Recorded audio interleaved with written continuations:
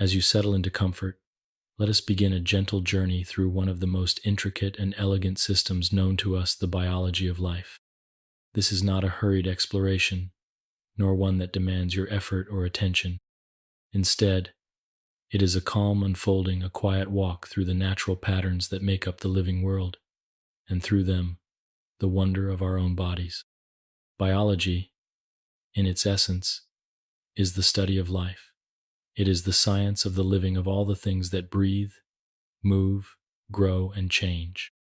From the smallest unseen cells floating in a drop of water to the great forests rising silently into the sky, from the quiet beat of a human heart to the bloom of algae in the sea, life surrounds us, and we are part of it. But what is life? Though definitions vary, most would agree on a few soft truths. Life organizes itself. It senses, it responds, it grows, and it reproduces.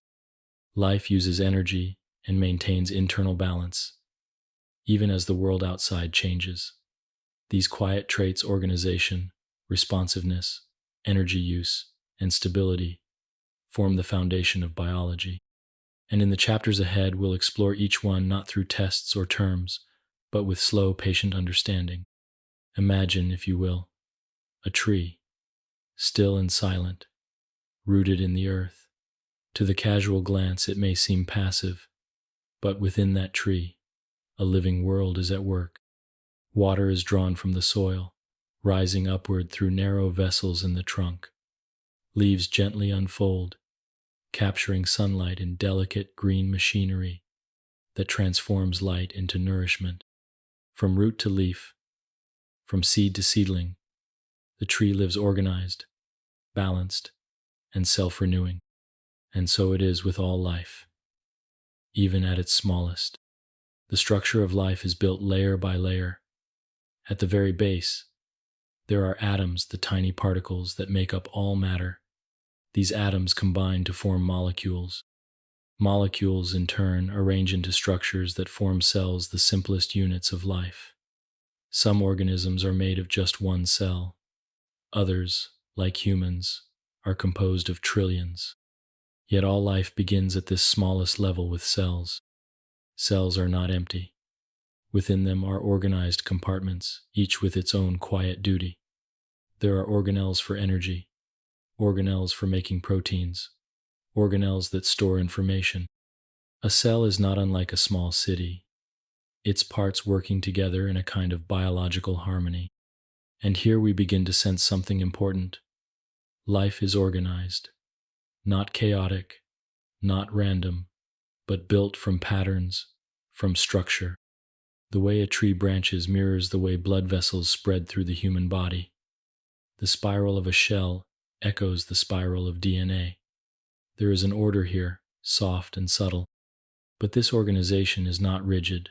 Life adapts, it senses.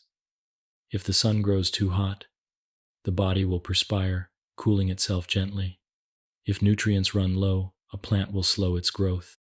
If a shadow passes over a rabbit in a meadow, its ears will flick, its muscles will tense, not out of thought, but out of quiet instinct. Sensitivity to the world is part of life's design, and so is energy. Nothing alive can remain alive without energy. Plants draw energy from sunlight. Animals eat plants or one another to harvest that energy secondhand. Even the bacteria that live in the deepest ocean vents, far from light, extract their energy from chemicals in the Earth's crust.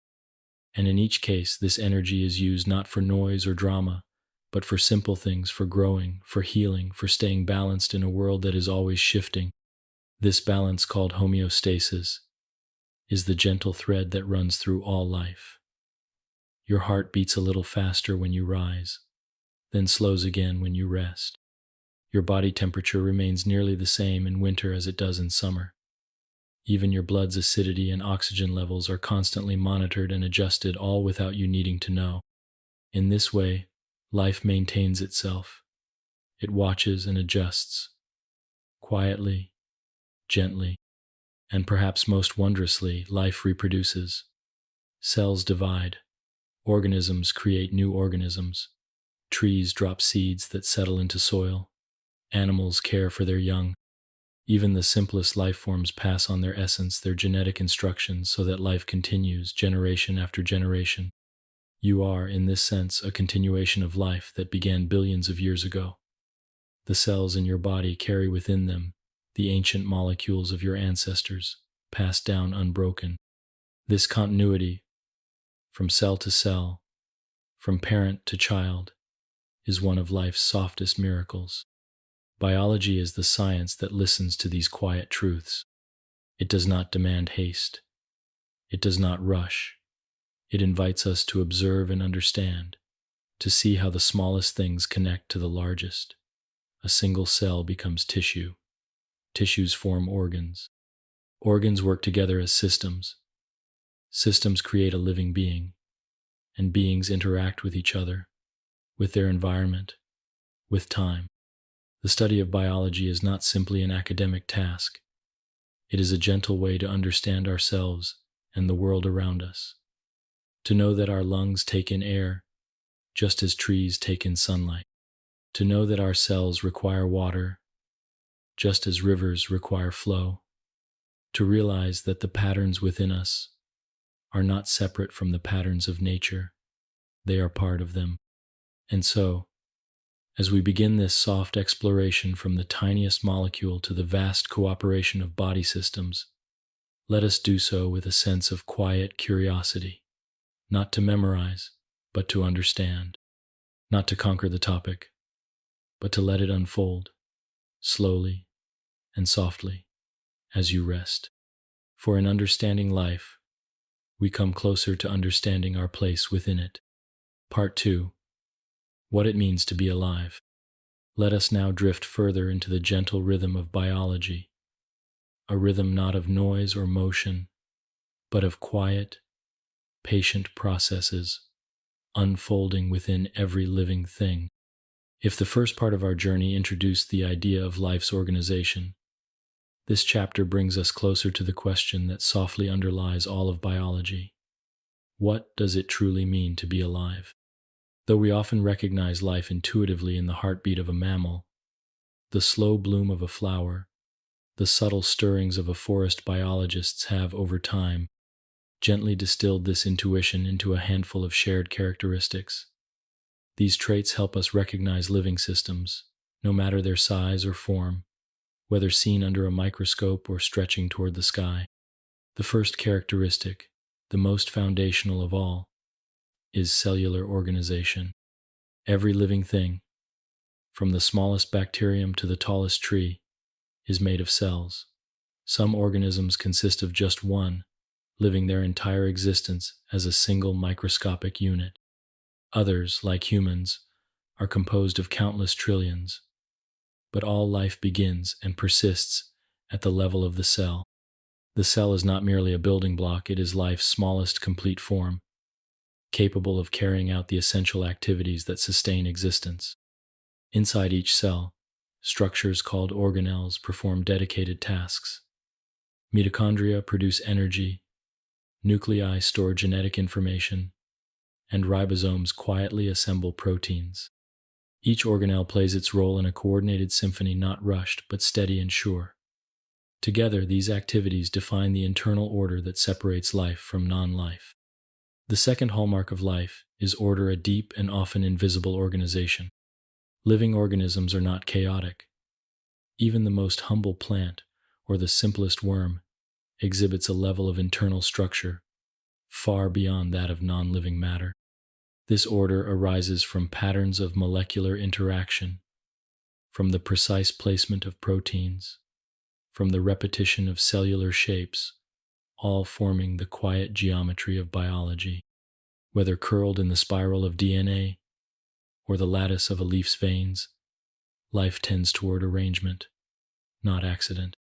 Next is sensitivity, sometimes called responsiveness, the ability of living things to perceive their surroundings and adjust. This responsiveness is not always conscious. A single-celled amoeba, for instance, will turn away from a drop of acid. A sunflower turns slowly to face the morning sun. These are not acts of thought, but of simple biological wisdom. Your own body responds constantly, your pupils narrowing in bright light, your skin warming in the sun, your heartbeat quickening with a gentle breath. In every moment, your body is listening, adapting. Then there is growth and development. All living things change over time. A seed becomes a seedling, then a tree. A caterpillar becomes a butterfly. A child becomes an adult. This change is not merely an increase in size.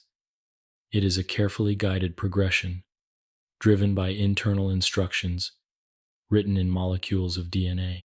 Each stage unfolds with care, with pauses, with transitions, as cells divide, specialize, and mature. Even now, as you lie resting, tiny growth processes continue within you silently, invisibly. Closely linked to growth is reproduction, the gentle continuity of life from one generation to the next. Organisms reproduce in many ways. Some split in half, creating copies. Others produce specialized cells, gametes that combine in rich variety. In humans and other animals, this process is complex, involving not only fertilization, but also development, birth, and often long periods of nurturing. Yet the purpose remains the same: to pass on the quiet code of life from one organism to another, ensuring that the pattern continues. Another essential trait is energy utilization, the way living things draw in energy and put it to use. Nothing alive is idle. Even in sleep, even in stillness, every cell is busy breaking down food, building proteins, repairing damage, regulating temperature. All these processes require energy, which organisms obtain in different ways. Plants use sunlight, converting it into chemical energy through photosynthesis. Animals consume other organisms directly or indirectly, transforming food into fuel. This energy flows from one life form to another in a soft, endless loop. But as energy flows, balance must be maintained. And so, we arrive at homeostasis, the quiet regulation of internal conditions. Despite fluctuations in the environment, living things maintain stability within. Your body, for example, holds its temperature around 37 degrees Celsius. If it rises or falls, subtle mechanisms engage, sweat glands activate, blood vessels dilate or constrict, muscles begin to shiver. These adjustments are not dramatic. They are slow, precise, and often unnoticed. This is homeostasis, the deep calm beneath the surface of life. Finally, there is evolutionary adaptation, the way life changes over generations to fit its environment more closely. This change is not sudden. It unfolds over long stretches of time, as traits that enhance survival become more common. A bird may grow a thicker beak, better suited to cracking seeds. A polar bear may develop thicker fur. A cactus may evolve to store more water. These adaptations are the footprints of life's past, quiet records of challenges met, of environments endured, of existence preserved. All of these traits, cellular structure, order, sensitivity, growth, reproduction, energy use, stability, and adaptation together form the soft definition of life. They are not always obvious. A tree in winter shows little movement, but it is alive. A bacterium has no nervous system, but it responds. A seed may lie dormant for months, yet within it rests the potential for life.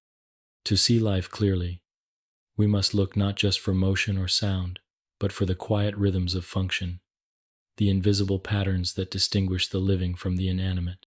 In the chapters ahead, we will explore these rhythms more closely. We will peer gently into cells, walk softly through tissues, listen quietly to the workings of organs and systems. At every stage, we will find not only complexity, but harmony, a deep sense of connection between parts, a pattern woven into every living thing. For now, Let this idea linger. To be alive is to be organized, responsive, growing, balanced, and enduring. To live is not merely to exist, but to do so with purpose, not in thought, but in structure. In the soft language of biology, life is not a single event. It is a quiet choreography, and we, all of us, are part of the dance. Part 3. The building blocks, atoms, and molecules. As we drift further into this exploration of life, we now come to its most elemental level, the quiet architecture beneath all living things.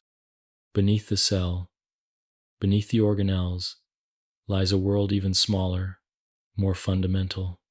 It is a world not seen with the naked eye, nor even with most microscopes. Yet it is always present, always active, shaping the form and function of everything that breathes or grows. This is the world of atoms and molecules, the foundational particles from which all of biology is built. To understand life, we must begin here. An atom, though impossibly small, is not insignificant. It is, in fact, the basic unit of matter. Every solid, liquid, gas, and living cell is composed of atoms. And while the word may suggest uniformity, atoms come in many types, each defined by the number of protons it carries in its core or nucleus. This number determines the atom's element.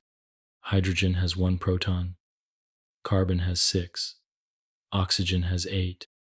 These 3 hydrogen, carbon, and oxygen, along with nitrogen, phosphorus, and sulfur, make up the majority of atoms found in living things.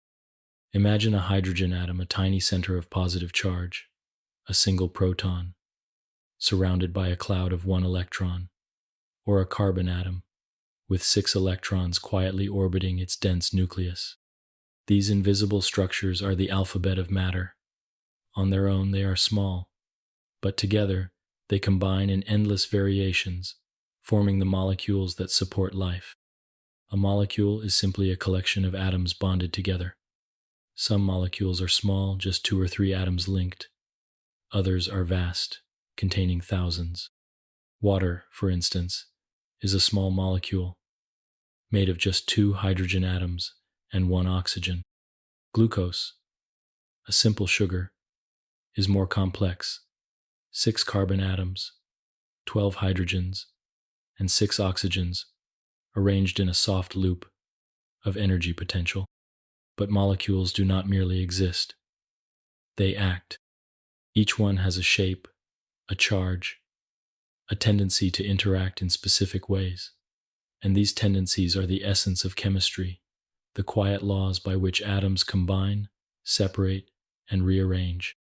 Life, in a sense, is the story of chemistry applied to biology. The union of hydrogen and oxygen gives us water, the medium in which nearly all life occurs. The intricate folding of carbon-based molecules creates enzymes, proteins, and DNA. And these molecules, in turn, allow cells to move, grow, divide, and respond. Let us pause here with water, perhaps the most essential molecule of life. Water is more than a drink, more than the oceans or the rain. In the body, water makes up about 60% of your weight. It cushions your organs, transports your nutrients, regulates your temperature, and dissolves the countless substances required for cellular function. Its structure, a slightly angled shape with a positive and negative end, gives it the ability to cling to other molecules and to itself. This subtle polarity makes water an ideal solvent, capable of dissolving salts, sugars, gases, and proteins. Because of this, water is sometimes called the universal solvent, and it moves through every cell like a gentle messenger, carrying signals and sustenance wherever they are needed. Then there are the organic molecules, compounds that contain carbon, the versatile element of life. Carbon is unique. It can form 4 bonds, which means it can connect with many other atoms at once. This ability gives it the flexibility to build complex frameworks, long chains, branching structures, or closed rings. And because of this, carbon lies at the heart of biology. There are four main categories of organic molecules found in living systems. 1. Carbohydrates, which provide energy and structure. 2. Lipids, or fats, which store energy and form membranes. 3. Proteins, which perform a vast range of tasks, from catalyzing reactions to forming muscles and hair. 4. Nucleic acids, which carry genetic information in the form of DNA and RNA. Each of these categories is built from smaller subunits, simple molecules that join together like beads on a string. Carbohydrates, for instance, are made of simple sugars, such as glucose. When linked together, these sugars form starches, or cellulose molecules that plants use for energy storage or structural support. Animals, too, use carbohydrates, breaking them down to power cells and warm the body. Lipids include fats, oils, and phospholipids, the latter being crucial components of cell membranes. Their structure is different from that of carbohydrates, built from long chains of carbon and hydrogen. These chains are hydrophobic, meaning they repel water, a trait that allows them to form barriers, such as the delicate outer membranes of cells. Proteins are perhaps the most varied of all biological molecules. They are made from amino acids, 20 in total, each with a distinct shape and chemical behavior. When linked, these amino acids fold into intricate three-dimensional structures. A single change in their sequence can alter the entire function of the protein. Some proteins carry oxygen, others break down food, still others form skin, hair, or cartilage. They are the quiet laborers of the cell, always at work, always in motion. Finally, there are nucleic acids, long, winding molecules made of nucleotides. DNA, or deoxyribonucleic acid, is the most famous of these. It carries the genetic code, the instructions for making all the proteins, for guiding growth and repair, for passing traits from one generation to the next. Every living cell holds this code, gently coiled inside its nucleus, waiting to be read. Together, these molecules form the molecular fabric of life. They are not alive on their own. A protein cannot think. A strand of DNA cannot reproduce. But when brought together within the warm, watery environment of a cell, they create life's quiet symphony, the ongoing processes that define living systems. These building blocks are not static. They are assembled, broken down, recycled, and reused in endless cycles. The atoms in your body today may once have been part of a tree, or a star, or a bird in flight. They are ancient and enduring, passed from life form to life form in a soft chain that stretches back to the dawn of biology. As we rest in this understanding, let us carry with us a sense of continuity. The same atoms that form your hands, your heart, your thoughts, those atoms have been part of the earth for billions of years. The molecules that power your cells were shaped by quiet forces, chemical bonds, molecular attraction, the pull and push of electrons. Simple things, arranged with care. In the stillness of sleep, let your mind float upon that simplicity. Life, at its root, is not mysterious. It is built from atoms, from these, molecules, from molecules, cells, and from cells, all the soft wonder of biology. Part 4. Cells, the fundamental units of life.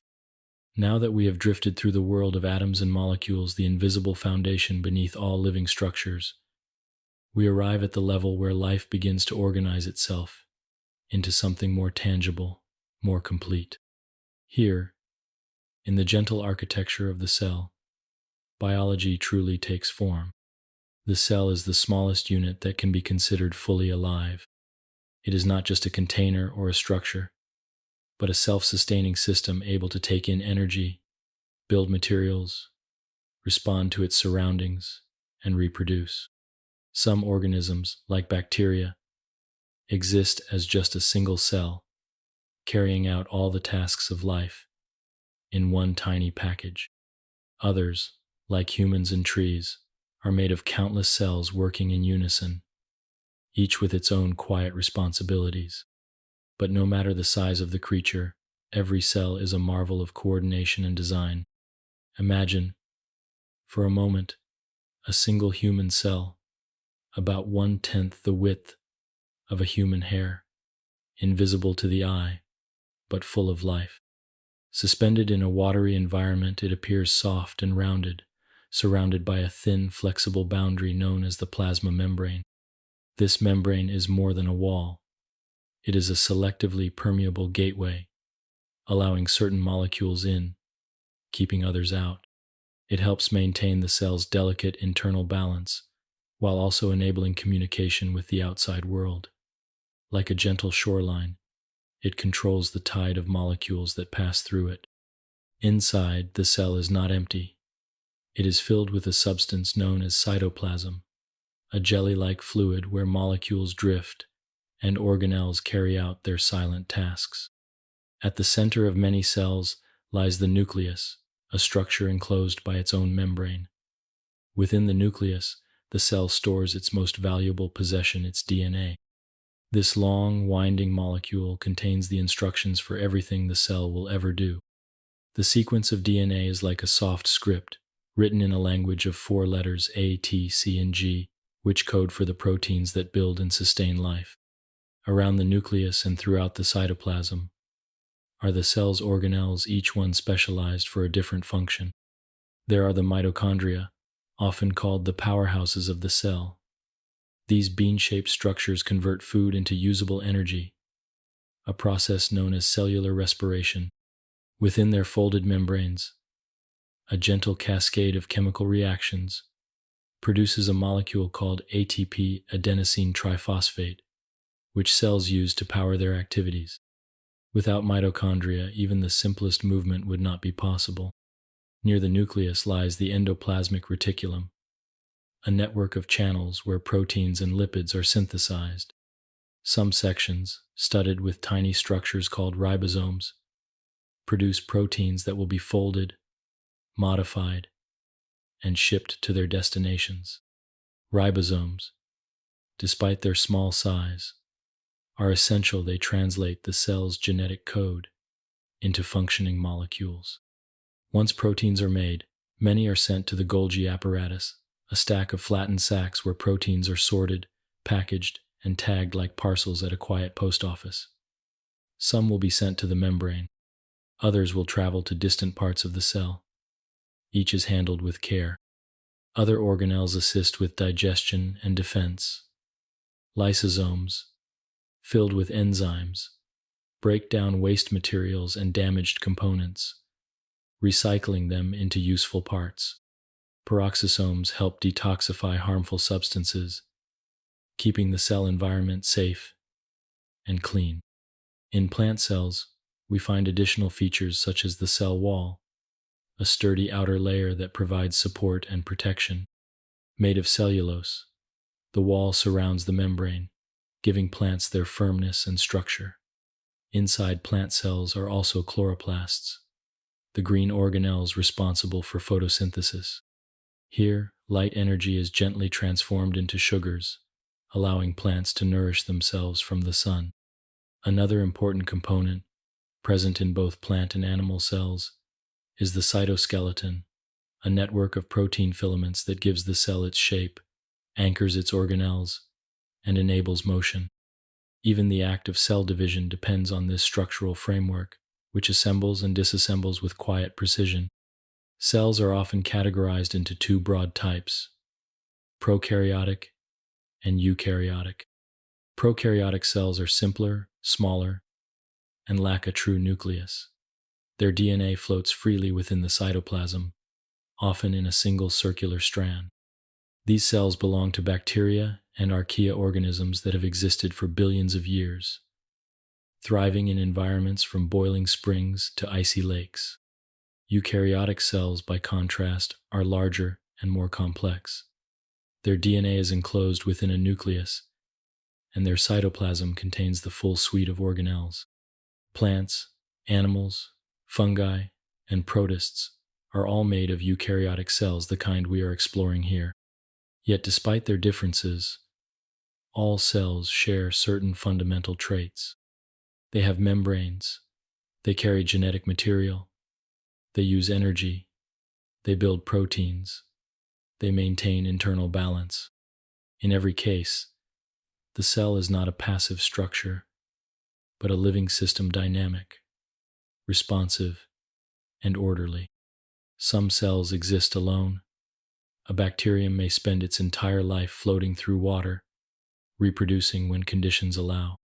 But many cells, especially in multicellular organisms, operate as part of a larger whole. In your body, for instance, cells specialize. Some become neurons, transmitting signals across long distances. Others become muscle cells, contracting and relaxing to create motion. Some form the lining of the intestines, absorbing nutrients with quiet efficiency. Others guard the body, attacking invaders or repairing injuries. This process of specialization, called differentiation, allows the body to perform a wide variety of functions, all carried out by cells with the same DNA but different roles. These specialized cells communicate with one another, often through chemical signals. Hormones, neurotransmitters, and other molecules pass from cell to cell, coordinating their actions and maintaining the harmony of the organism. And so, in every moment, the cells of your body are working, dividing, repairing, sensing, signaling. Their activity is constant, but not chaotic. Like the rhythms of a sleeping forest, the workings of a cell are quiet, ordered, and enduring. As you rest, know that your body's trillions of cells are resting too, or perhaps still gently active, tending to their duties. Each one, a tiny, self-contained world, each one alive. In the next chapter, we'll watch as these cells come together, forming tissues, shaping the foundations of organs, and preparing the path to complexity. But for now, let your thoughts settle like a drifting leaf, softly cradled by the unseen workings of your own cellular world. Part 5. Inside the cell, organelles at work. Now that we've gently arrived at the level of the cell, the smallest living unit, let us linger here a while longer. For within the cell lies an even more intricate world, one that hums with quiet purpose. A world where tiny structures, called organelles, carry out life's essential tasks with care and coordination. Each organelle has a role. Each contributes to the calm, steady function of the whole. Though they are too small to be seen with the unaided eye, these structures are as organized as any city, as ordered as any ecosystem, and they work not in isolation, but in harmony, communicating, exchanging, adjusting, all within the watery interior of the cytoplasm. Let us begin with the nucleus, often considered the command center of the cell. The nucleus is enclosed by a double membrane, pierced with tiny pores that allow molecules to pass in and out. Inside, you'll find chromatin, long strands of DNA wound around proteins, forming a blueprint for every protein the cell might need to make. The DNA is not just a list of instructions. It is a living archive, a code passed from one cell to the next, guiding growth, repair, and function. Also within the nucleus lies the nucleolus, a dense, rounded region where ribosomes are assembled, the very machines that build proteins. Once formed, these ribosomes exit the nucleus through its pores, drifting into the cytoplasm, or attaching themselves to the endoplasmic reticulum, where their work begins. The endoplasmic reticulum, or ER, is a folded network of membranes that stretches outward from the nucleus like soft ribbons of fabric. It comes in two forms, rough and smooth. The rough ER is dotted with ribosomes, giving it a textured appearance.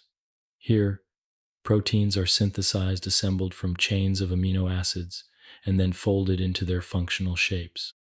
Some of these proteins will remain inside the cell. Others will be packaged and sent to the surface, or even exported entirely. The smooth ER, in contrast, lacks ribosomes and serves other gentle tasks. It helps build lipids, detoxify chemicals, and store calcium ions, especially in muscle cells. The smooth ER is a place of quiet balance, where the building blocks of membranes and hormones are made. Once proteins are formed, many are sent to the Golgi apparatus, another set of flattened, stacked membranes. Think of it as the cell's postal center. Proteins arrive in small vesicles, membrane-bound packages, and are further modified, sorted, and tagged. Some receive molecular addresses that guide them to their final destinations. Others are folded again, their shapes gently refined. When ready, they're placed into new vesicles and sent on their way, floating freely in the cytoplasm. You may also find independent ribosomes, not bound to the ER, but still assembling proteins for use within the cell itself. These ribosomes read the cell's RNA, a copy of the DNA blueprint, and string together amino acids with remarkable precision, like beads on a thread. And then there are the mitochondria, long regarded as the energy centers of the cell. Mitochondria are unique. They have two membranes, their own small loop of DNA, and a highly folded interior where chemical reactions occur. Their task is vital, converting glucose and oxygen into ATP, the molecule cells use for energy. This process, called cellular respiration, provides the fuel for everything from muscle contraction to nerve signaling. Every breath you take, every bite of food, ultimately serves to feed your mitochondria, and in turn, they keep your cells alive and active not frantically, but steadily. They are the quiet power plants of biology, working always in the background. Next, we meet the lysosomes, small, spherical structures filled with enzymes. Their purpose is to break down waste, damaged organelles, or unwanted molecules. They digest, recycle, and cleanse. If the cell were a home, lysosomes would be its compost and cleanup crew, ensuring that clutter is removed and useful parts are returned to circulation. A related organelle is the peroxisome, which neutralizes toxins, especially hydrogen peroxide, a byproduct of metabolism. These organelles help protect the cell from harm, dismantling dangerous compounds before they cause damage. In plant cells, one also finds chloroplasts, the bright green organelles responsible for photosynthesis. Within their double membranes lie stacks of thylakoids, flat disc-shaped structures where sunlight is captured and converted into chemical energy. Using carbon dioxide and water, chloroplasts produce glucose, nourishing the plant, and by extension, much of life on Earth. Another important feature in plant cells is the central vacuole, a large, fluid-filled sac that stores water, nutrients, and waste. It also helps maintain pressure within the cell, allowing the plant to stand tall and retain its structure. In animal cells, vacuoles are smaller, but still serve roles in storage and transport. No cell would be complete without its cytoskeleton, a network of protein filaments and tubules that stretch across the cytoplasm. This internal scaffold gives the cell its shape, helps organelles move, and even guides the division of cells during reproduction. Composed of microfilaments, intermediate filaments, and microtubules, the cytoskeleton is ever-changing, assembling, disassembling, responding to the cell's needs. When a cell divides, for instance, microtubules form a spindle, a structure that gently pulls chromosomes apart, ensuring that each new cell receives the right set of instructions. Throughout the cell, vesicles, small membrane-bound bubbles, transport materials from one organelle to another. Some carry proteins from the ER to the Golgi. Others take finished products to the membrane, where they are released outside the cell. These tiny messengers ensure smooth communication between parts, a gentle coordination that keeps the cell alive. All of these organelles are suspended in the cytoplasm, a watery gel that fills the interior. It is not simply filler. It contains enzymes, nutrients, and countless small molecules in constant motion. The cytoplasm is where reactions take place, where substances are broken down and built anew. It is, in many ways, the medium of life. And enclosing it all is the plasma membrane, the cell's outer boundary. Composed of a phospholipid bilayer, this flexible wall protects the interior while allowing select materials to pass through. Embedded in the membrane are proteins. Some act as channels, others as receptors. They monitor the outside world and help the cell respond appropriately. In the calm silence of this molecular world, each structure plays its part. No voice is raised. No motion is wasted. There is no central conductor, and yet the orchestra of the cell plays on a self-regulating, self-sustaining system that began long ago and continues still within you, even now. In the next chapter, we'll see how these cells begin to specialize, grouping together into tissues and forming the basis of organs and systems. But for now, let your breath be steady, your mind be still, and your thoughts drift quietly through this hidden, humming city inside every cell. Part 6. Cell Specialization and Multicellularity. As we continue our quiet journey through the architecture of life, we now find ourselves standing at a gentle threshold, the point where individual cells begin to join forces, creating something more complex, more coordinated, more alive in a broader sense. This is the world of multicellularity, and within it, the remarkable phenomenon of cell specialization. In the earliest ages of life, all organisms were made of just one cell. These cells lived independently, floating in ancient seas, performing all the necessary functions for survival on their own. Even today, such organisms exist: bacteria, for instance, or single-celled algae, tiny beings carrying life's essence in a solitary frame. But somewhere along the arc of evolutionary time, some cells began to live not alone, but together. They divided, stayed connected, and over many generations, evolved into communities. These cell communities developed cooperation. They began to share tasks. Some focused on movement, others on feeding, still others on reproduction.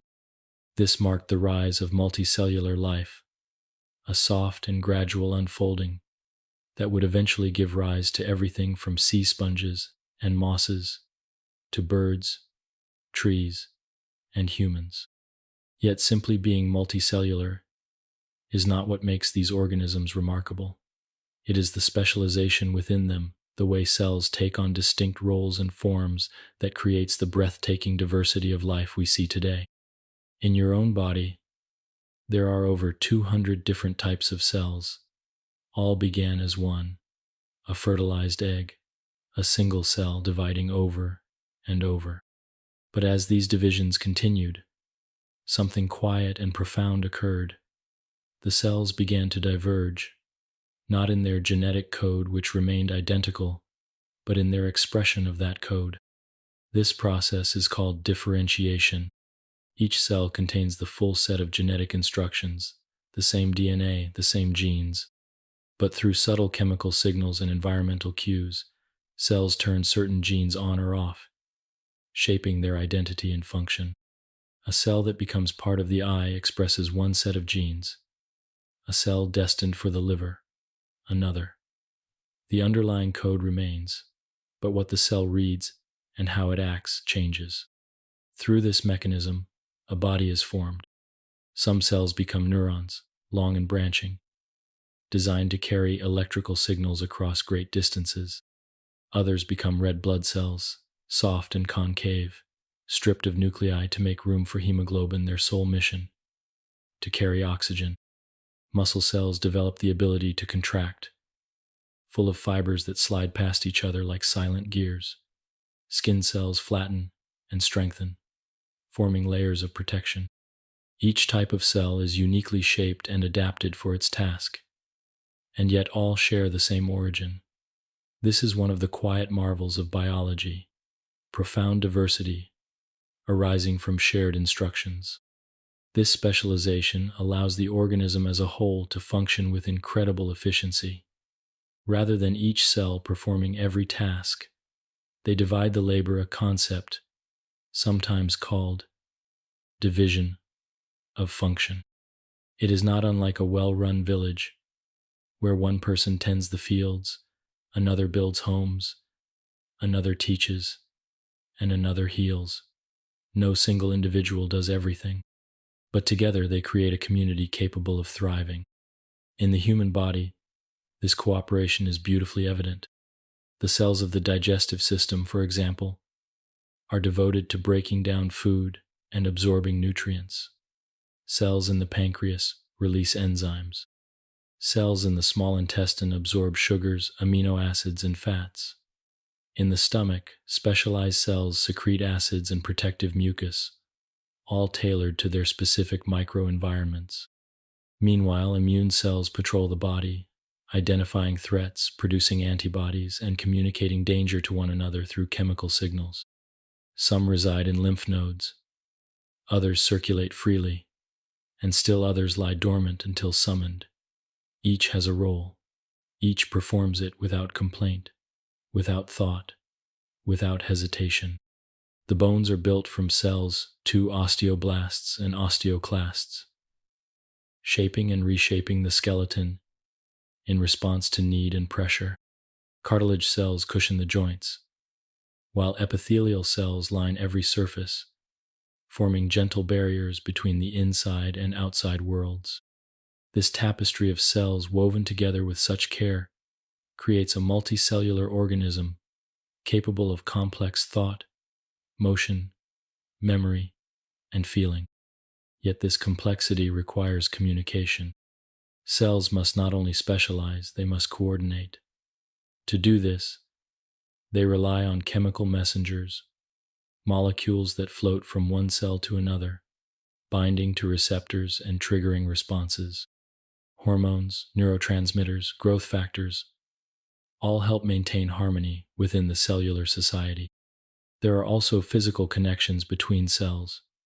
Gap junctions, for instance, allow small molecules to pass directly from one cell to its neighbor. In the heart, this ensures that muscle cells contract in a coordinated rhythm. In tissues, tight junctions seal cells together, preventing leaks and maintaining barriers. And desmosomes, like biological rivets, hold cells firmly together under mechanical stress. In essence, multicellularity is not simply a matter of many cells.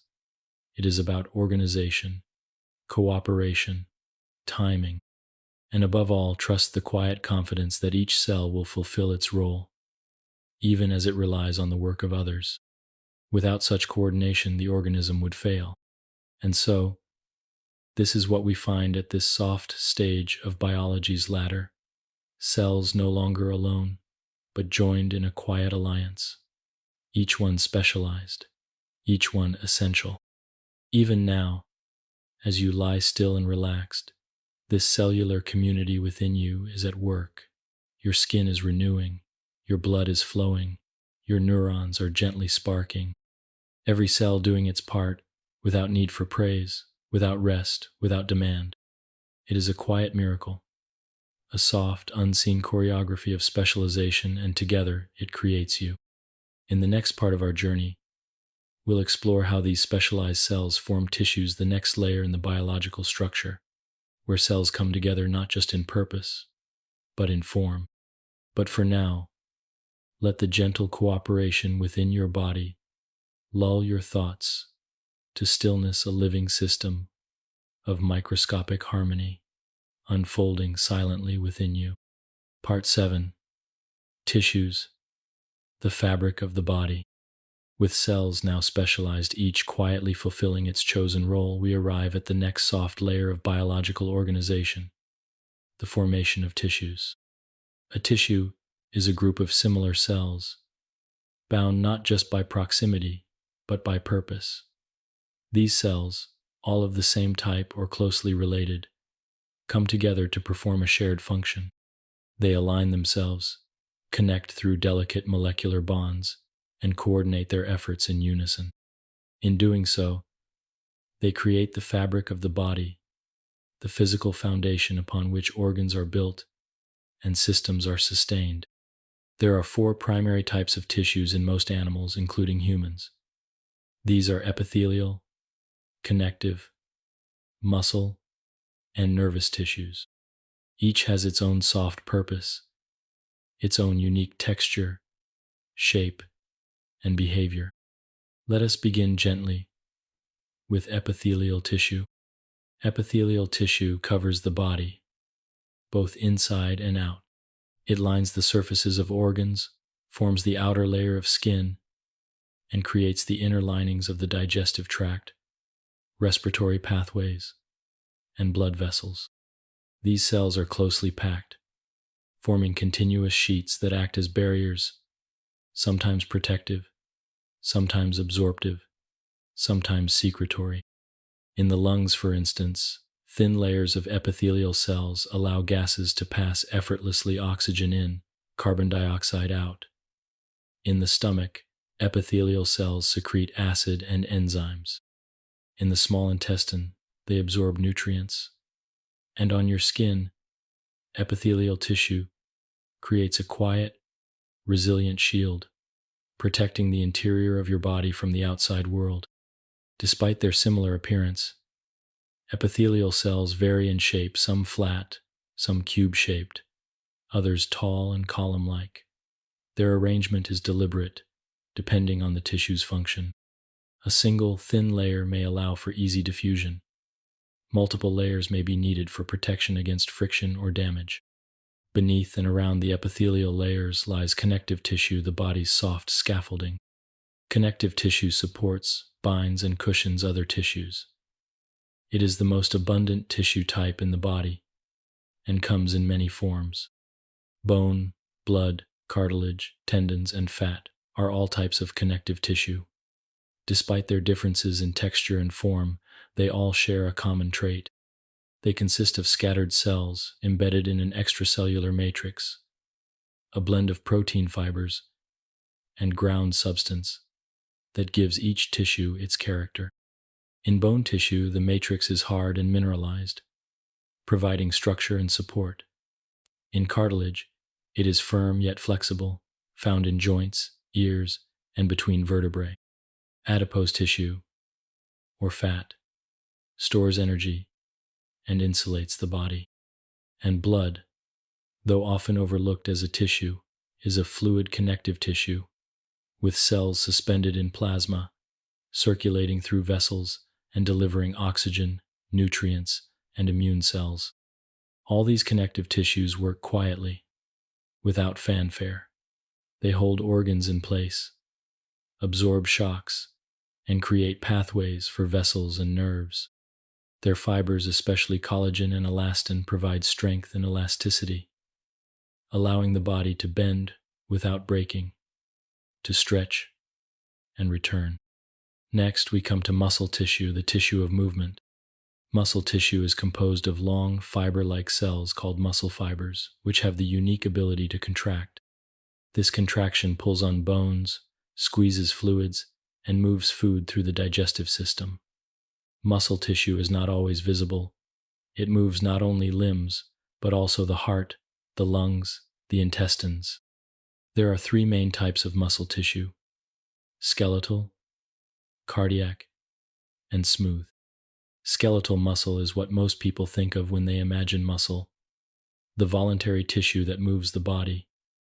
It is attached to bones by tendons and contracts in response to signals from the nervous system. Under the microscope, it appears striped or striated due to the regular arrangement of proteins. Cardiac muscle, found only in the heart, is also striated but acts involuntarily. Its fibers are branched and interconnected, forming a strong, coordinated network that allows the heart to beat rhythmically and continuously. Within cardiac muscle, specialized structures called intercalated discs help synchronize contraction, ensuring that each heartbeat is smooth and steady. Smooth muscle is found in the walls of hollow organs, the intestines, the bladder, blood vessels. It lacks striations and works more slowly, contracting in waves to move materials through the body. Though quiet and often unnoticed, smooth muscle plays an essential role in digestion, circulation, and regulation. Finally, we come to nervous tissue, the tissue of communication. Nervous tissue is composed of two main cell types: neurons, which transmit signals, and glial cells, which support and nourish the neurons. Together, they form the nervous system, the brain, spinal cord, and network of nerves that reach every part of the body. Neurons are unique in shape, with long extensions called axons and dendrites. These arms allow the neuron to send and receive messages across great distances. An electrical impulse travels along the axon, and at its end, it triggers the release of chemical messengers, neurotransmitters, that cross to the next neuron or muscle cell. This flow of information happens in a blink, yet it allows us to think, feel, move, and react. Glial cells, though less famous, are equally important. They insulate neurons, guide their development, supply nutrients, and remove waste. They are the gentle caretakers of the nervous system, ensuring that communication flows cleanly and safely. Together, these four tissue types form the living canvas of the body. They are not isolated, but interwoven. In the skin, epithelial tissue forms the surface, while connective tissue lies beneath. In the heart, muscle and connective tissues are wrapped in nervous tissue that regulates heartbeat. In the intestines, smooth muscle contracts under the guidance of nervous tissue, while epithelial cells absorb nutrients into the bloodstream. This layered, collaborative design allows the body to operate smoothly, seamlessly, without noise or interruption. And just like the cells from which they are made, tissues are alive. They respond to signals, adapt to needs, repair when injured. If you scratch your skin, epithelial cells multiply to seal the wound. If you lift a heavy object, muscle tissue strengthens. If a virus enters, connective and immune tissues spring into quiet defense. Everything is connected. And so, we come to see tissues not merely as materials, but as dynamic, responsive systems, soft collaborators in the story of life. They do not act alone, and they do not rest. Even now, as you lie still, your tissues are at work, circulating blood, renewing skin, digesting meals, transmitting thoughts. In the next part of our journey, we'll watch as tissues come together into organ structures that carry out focused tasks within the body's broader harmony. But for now, rest in the knowledge that your body is composed not of mystery, but of gentle, living fabric, four simple tissue types, woven together with purpose and grace. Part 8. From Tissues to Organs. Having gently explored the four primary tissue types, epithelial, connective, muscle, and nervous, we now arrive at the next soft layer of biological design, the formation of organs.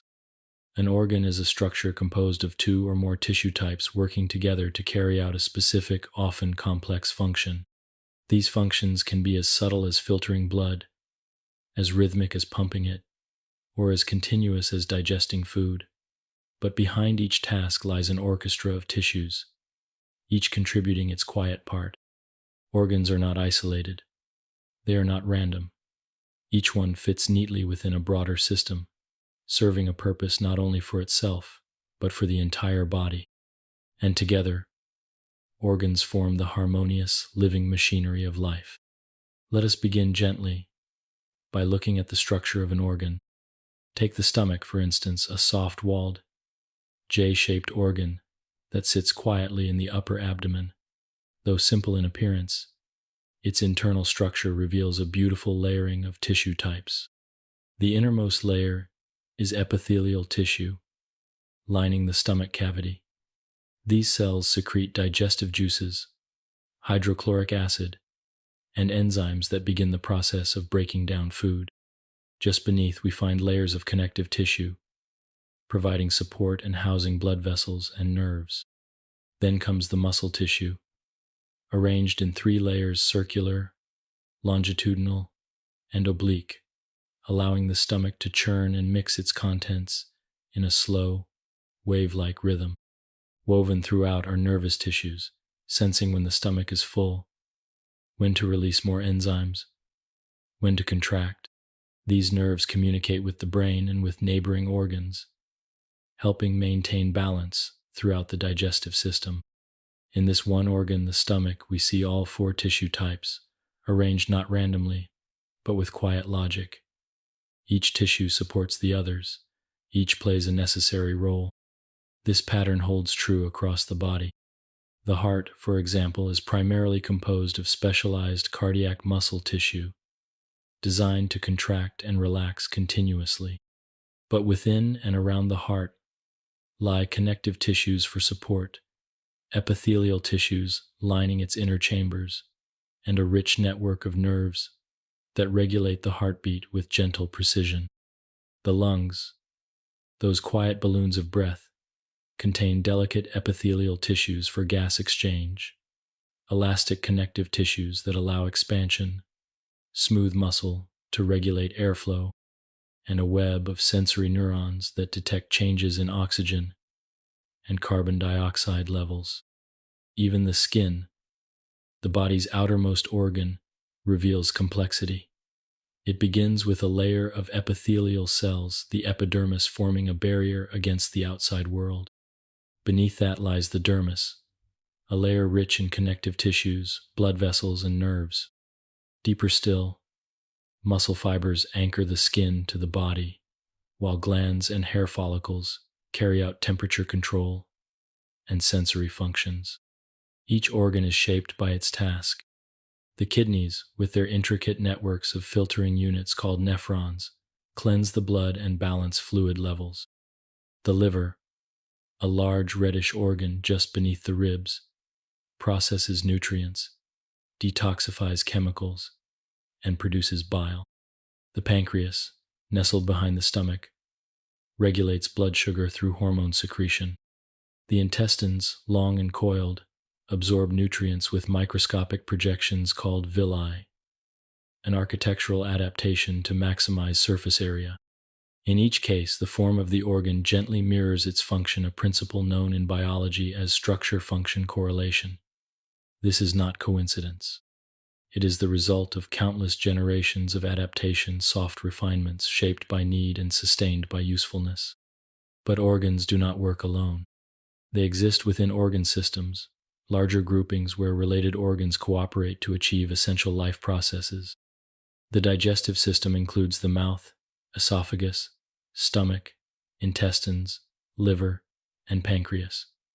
The respiratory system includes the nose, trachea, lungs, and diaphragm. The circulatory system encompasses the heart, arteries, veins, and blood itself.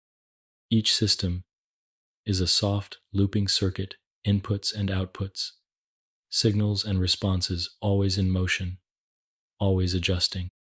Still, within each system, the organ remains a vital unit. Without the lungs, there is no breath. Without the kidneys, waste accumulates. Without the heart, the entire body stills.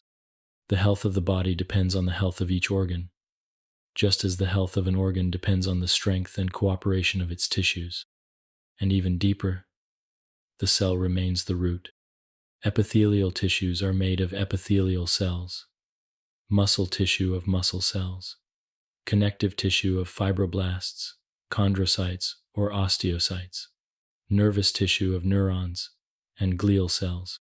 These cells form tissues, the tissues form organs, and the organs serve systems that sustain life as a whole. In this way, biology reveals a soft hierarchy from molecule to cell, from cell to tissue, from tissue to organ to system, from system to organism, each level nested within the next, each level a gentle echo of those beneath it. And so, when we speak of the brain or the lungs or the liver, we are not speaking of monoliths. We are speaking of organized communities, cells working in quiet cooperation. A liver cell may never move, never speak, never see, but it performs its task day and night, processing toxins, regulating blood sugar, storing nutrients without fail, without fatigue. All of this happens beneath our awareness. Even now, your heart contracts and releases, your lungs draw air, your stomach digests, your liver cleanses, your kidneys filter. These organs do not wait for your permission. They do not ask for thanks. They are simply alive, intricate, tireless, and gentle. In the next chapter, we will step back once more and observe how organs come together into systems, the largest biological structures, where form and function converge to create the full rhythm of life. But for now, rest in this quiet truth. Your body is a collection of tissues, shaped into organs, performing their duties in seamless harmony. No noise, no rush, just the soft, enduring motion of life at work. Part 9. Organ Systems, a harmonious assembly. From the quiet work of specialized cells, to the layered grace of tissues, to the intricate designs of individual organs, biology unfolds like a softly woven tapestry. And now, as we rise to the next level of this living structure, we encounter the body's organ systems, networks of organs working in gentle partnership, forming the great orchestras of function that sustain all of life's rhythms. An organ system is more than a grouping. It is a harmonious assembly of parts, united not by location, but by purpose. Each system performs a vital role transporting nutrients, exchanging gases, eliminating waste, regulating balance, sensing the world, or defending the body. And while we often speak of them separately, these systems are never truly apart. They are always interconnected, always quietly cooperating. Let us begin our soft journey through these systems with one of the most central, the circulatory system, also known as the cardiovascular system. It consists primarily of the heart, blood, and a vast network of vessels, arteries, veins, and capillaries. With each heartbeat, the heart pumps oxygen-rich blood through the arteries, reaching every tissue in the body. After delivering oxygen and nutrients, the blood returns through the veins, now carrying carbon dioxide and waste, ready to be filtered and refreshed. This circulation is constant, slow and smooth when at rest, quickening when needed, but always responsive, always flowing. The capillaries, the smallest vessels, allow for the exchange of gases and nutrients between blood and cells. These exchanges happen quietly, continuously, cell by cell. Supporting this system is the respiratory system, responsible for the gentle intake of oxygen and the release of carbon dioxide. It begins with the nose and mouth, where air enters and is warmed and filtered. It travels down the trachea, through branching bronchi, and into the lungs, where it reaches tiny sacs called alveoli. These alveoli, like quiet balloons, expand and contract with every breath. Here, oxygen diffuses into the blood, and carbon dioxide flows out to be exhaled. This exchange is passive, driven by concentration gradients, and yet vital. Without oxygen, cells falter. With too much carbon dioxide, balance is lost. The respiratory and circulatory systems, though distinct, are intimately joined, two dancers moving as one. Next is the digestive system, the pathway through which nourishment enters the body. From the moment food touches the tongue, a cascade of gentle processes begins. Chewing breaks food into smaller pieces. Saliva moistens and begins digestion. The food passes down the esophagus, into the stomach, where it is mixed with acids and enzymes. It then moves into the small intestine, where most digestion and absorption occurs. Lined with microscopic projections called villi, the small intestine offers a vast surface area for nutrients to be absorbed into the bloodstream. The remaining material moves into the large intestine, where water is reabsorbed and waste is prepared for elimination. Supporting organs like the liver, pancreas, and gallbladder add digestive juices and enzymes at just the right moments, all coordinated without sound or sensation. This system, though long and winding, moves with the unhurried pace of nature, a quiet river of transformation. The urinary system, also called the excretory system, works to remove excess water, salts, and nitrogenous waste from the blood. At its center are the kidneys, two bean-shaped organs that filter the blood continuously. Within each kidney, millions of filtering units called nephrons remove unwanted substances while reabsorbing those the body needs.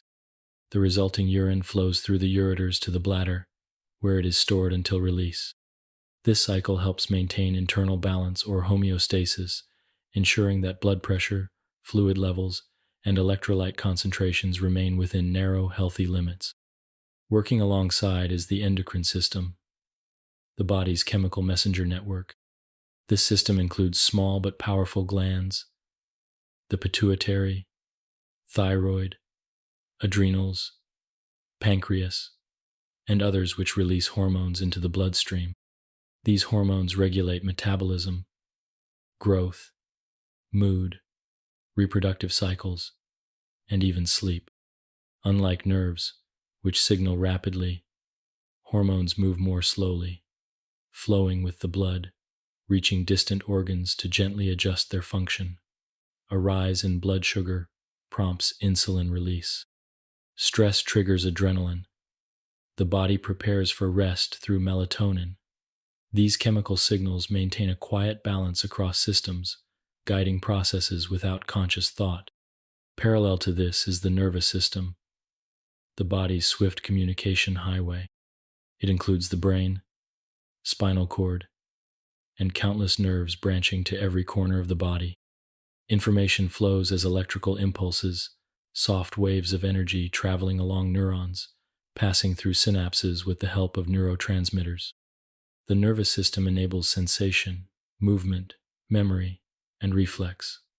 It allows us to detect heat, feel hunger, recall a melody, or blink at sudden light. Some signals, like heartbeat regulation, happen automatically. Others, like lifting a hand or forming a word, require conscious input.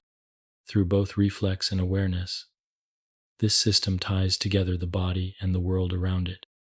The muscular system, composed of three muscle types, skeletal, cardiac, and smooth, enables movement and force. Skeletal muscles pull on bones. Smooth muscles move food through intestines and regulate blood flow. Cardiac muscle, as we've seen, powers the heart. The skeletal system, in turn, gives the body its form. It protects organs, anchors muscles, and stores minerals. Its bones, living and responsive, are constantly renewed.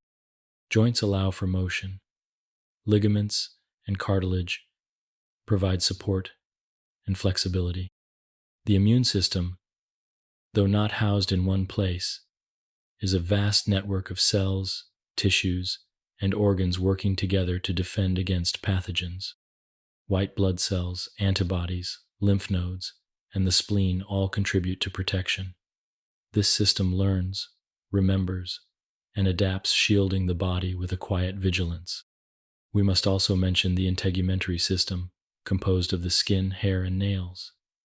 The skin, our largest organ, serves as barrier and regulator. It prevents dehydration, blocks microbes, regulates temperature, and communicates sensations: heat, cold, touch, and pressure. And finally, the reproductive system, which ensures the continuity of life.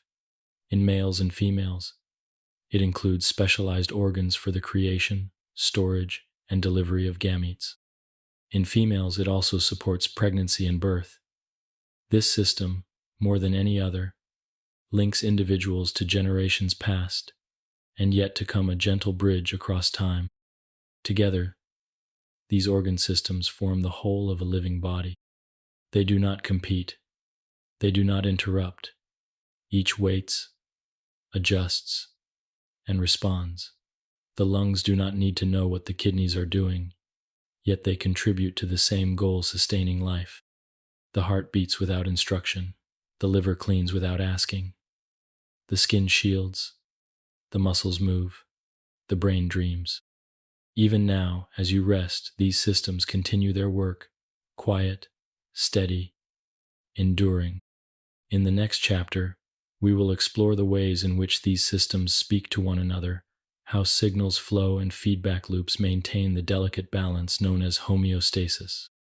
But for now, let your own systems carry you softly into stillness, a peaceful harmony of form and function, playing out within you, night and day.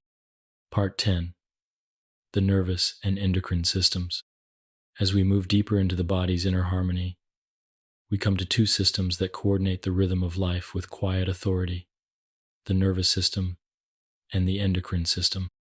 Though their methods differ, one fast and electric, the other slow and chemical, both work to maintain communication across the countless tissues and organs of the body. They are, in essence, the messengers of balance. Let us begin with the nervous system, the more rapid of the two. This system governs immediate responses, movement, reflexes, sensory input, even thought itself. It comprises two major parts: the central nervous system, CNS, and the peripheral nervous system, PNS. The central nervous system includes the brain and spinal cord, housed within the protective enclosures of the skull and vertebral column. The brain is the body's control center, a soft, folded structure composed of billions of neurons, each connecting with thousands of others. Despite its complex appearance, the brain operates through simple units, patterns of signaling that coordinate thought, sensation, and motion. The spinal cord, slender and segmented, serves as a bridge between the brain and the body. Within it, electrical signals travel swiftly, carrying instructions from the brain to muscles, and sensory information from the body back up to the brain. The peripheral nervous system, by contrast, includes all the nerves that extend from the spinal cord out into the limbs and organs. These nerves carry impulses both to and from the CNS. Some fibers control voluntary movement, like lifting a hand or walking. Others handle involuntary processes like heart rate, digestion, or pupil dilation, tasks the body performs without asking. Within the nervous system are specialized cells called neurons. These are not just transmitters. They are processors, analyzers, and communicators. Each neuron has a central body, branching dendrites that receive signals, and a long axon that sends them. At the end of the axon lies the synapse, the small gap across which chemical messengers called neurotransmitters travel, allowing the signal to pass to the next neuron or to a muscle cell. Neurotransmitters vary in function. Dopamine helps regulate mood and movement. Serotonin is linked to sleep and emotional well-being. Acetylcholine stimulates muscle movement, while norepinephrine prepares the body for heightened activity. Each one is released, travels briefly, and is then reabsorbed or broken down, a cycle, repeated thousands of times each second. Neural pathways form complex circuits, some for reflexes, others for habits, and still others for conscious thought. The nervous system learns and adapts, forming new connections based on experience. In this way, the brain is not static but plastic, gently reshaping itself throughout life. Meanwhile, the endocrine system offers a slower, longer-lasting form of communication. Instead of electrical impulses, it uses hormones, chemical messengers, secreted into the bloodstream. These hormones travel quietly through the circulatory system, reaching distant organs and tissues, where they alter growth, metabolism, development, or mood. Unlike the nervous system's quick signals, hormonal effects are more gradual, but they can persist for minutes, hours, or even days. The endocrine system includes a constellation of glands, each with a specific set of tasks. At its center is the pituitary gland, a small pea-sized structure nestled at the base of the brain, often called the master gland. The pituitary regulates other glands by releasing hormones of its own. It controls growth, reproductive cycles, and even water balance, depending on input from the hypothalamus, a nearby region of the brain that serves as a bridge between the nervous and endocrine systems. The thyroid gland, located in the neck, produces hormones that regulate metabolism, how quickly the body converts food into energy. Too much thyroid hormone can lead to restlessness and weight loss. Too little causes fatigue and weight gain. The body adjusts these levels gently, sensing need and responding in kind. Adjacent to the thyroid are the parathyroid glands, tiny nodules that help balance calcium levels in the blood, essential for bone health, nerve function, and muscle contraction. The adrenal glands, perched like caps on the kidneys, produce hormones involved in stress response. Adrenaline and cortisol, for instance, prepare the body to react, increasing heart rate, blood pressure, and energy availability. This fight or flight response is part of the sympathetic nervous system, which often acts in tandem with the endocrine system during moments of alertness or danger. The pancreas, both an endocrine and digestive organ, regulates blood sugar through two key hormones, insulin and glucagon. Insulin lowers blood glucose levels after meals by helping cells absorb sugar. Glucagon does the opposite, raising glucose levels when needed, ensuring that energy remains available between meals and during sleep. The gonads, the ovaries in females and the testes in males, produce sex hormones such as estrogen, progesterone, and testosterone. These guide not only reproduction, but also the development of secondary traits like body hair, voice depth, and skeletal structure. And in the brain's pineal gland, a quiet hormone called melatonin is released in response to darkness to signal that it is time to sleep. It helps regulate the body's internal clock, or circadian rhythm, guiding periods of wakefulness and rest. These endocrine signals do not exist in isolation. They are part of a system of feedback loops, where rising or falling hormone levels trigger responses that restore balance. If blood sugar drops, the pancreas releases glucagon. When levels return to normal, the signal fades. The loop completes soft, precise, self-correcting. The nervous and endocrine systems often work together. A moment of stress triggers both adrenaline and a neural alert. The onset of sleep involves both brainwave changes and a shift in hormone levels. The two systems, one rapid, one gradual, create a unified command structure for the body. They do not compete. They collaborate. And even now, as you rest, their work continues. Your brain monitors your environment. Your neurons fire in soft patterns. Your glands release subtle signals. Melatonin gently increases. Your breathing slows. Your heart rate softens. The pathways of the nervous and endocrine systems lead you, without words, into sleep. In the next chapter, we will explore two of the most vital processes these systems help to regulate: the circulation of blood and the breath of air, the systems of circulation and respiration. But for now, feel the silence between each heartbeat, the softness of every breath, and know that within you, a world of signals and responses is quietly at peace. Part 11. Circulation and respiration. Now that we've traced the pathways of communication within the body, both neural and hormonal, we turn our attention to two gentle systems that carry the very essence of life to every cell: the circulatory and respiratory systems. These two systems are deeply intertwined. One moves air, the other blood, but together, they deliver oxygen and nutrients, remove waste, and maintain balance throughout the body. Their rhythm is steady, their motion constant, even in the deepest sleep. As your body rests, they continue their quiet work, sustaining life with each breath and every heartbeat. Let us begin with the respiratory system, the pathway by which air enters the body, is exchanged, and released again.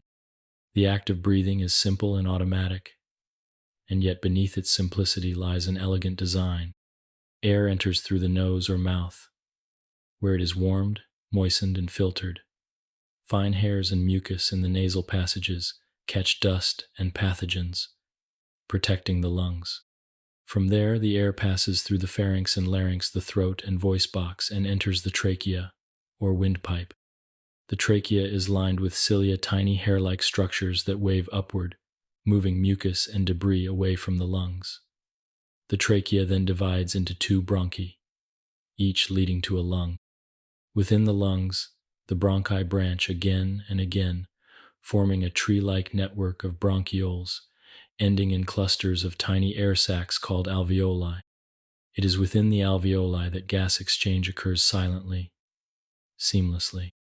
Each alveolus is surrounded by a web of capillaries, the smallest blood vessels in the body.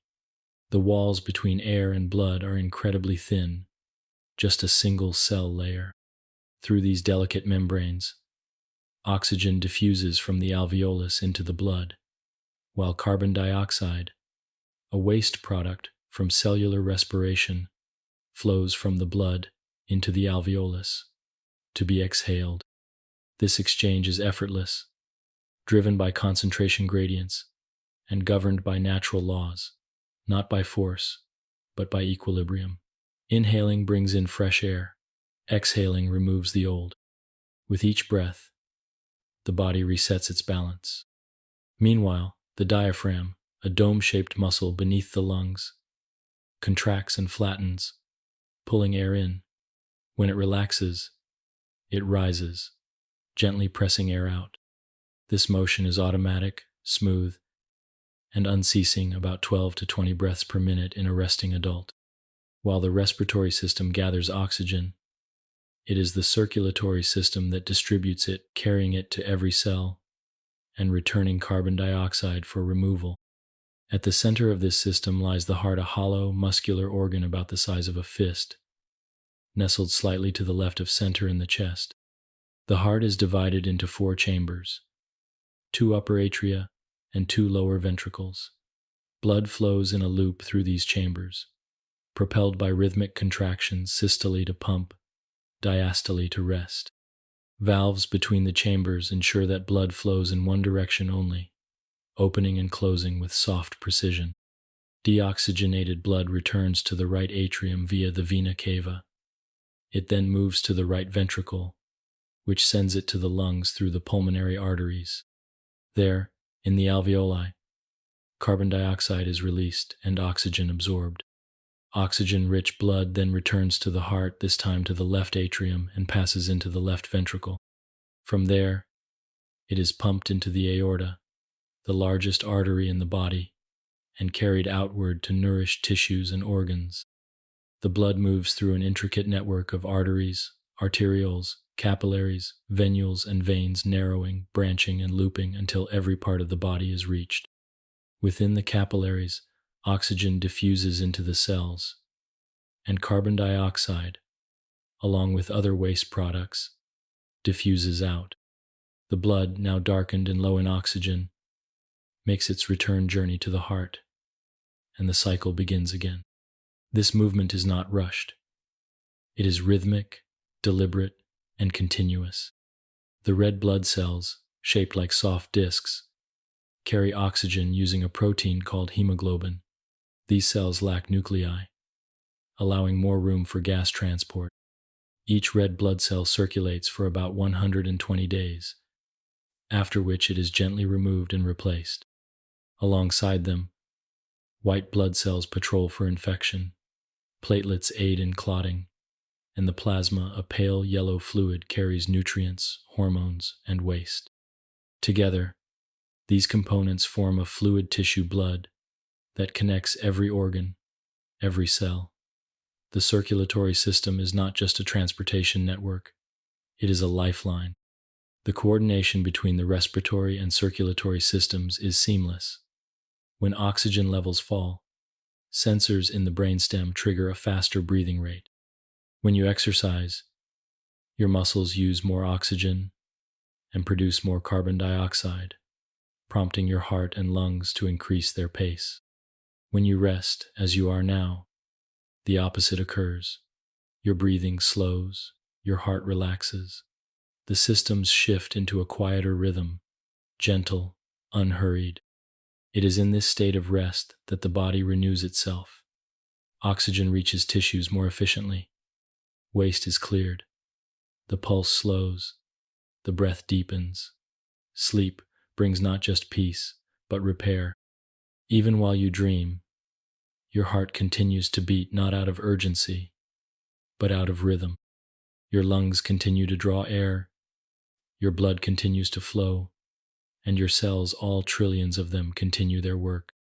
In the next chapter, we will follow the path of food from mouth to cell and explore the soft, silent movements of the digestive system.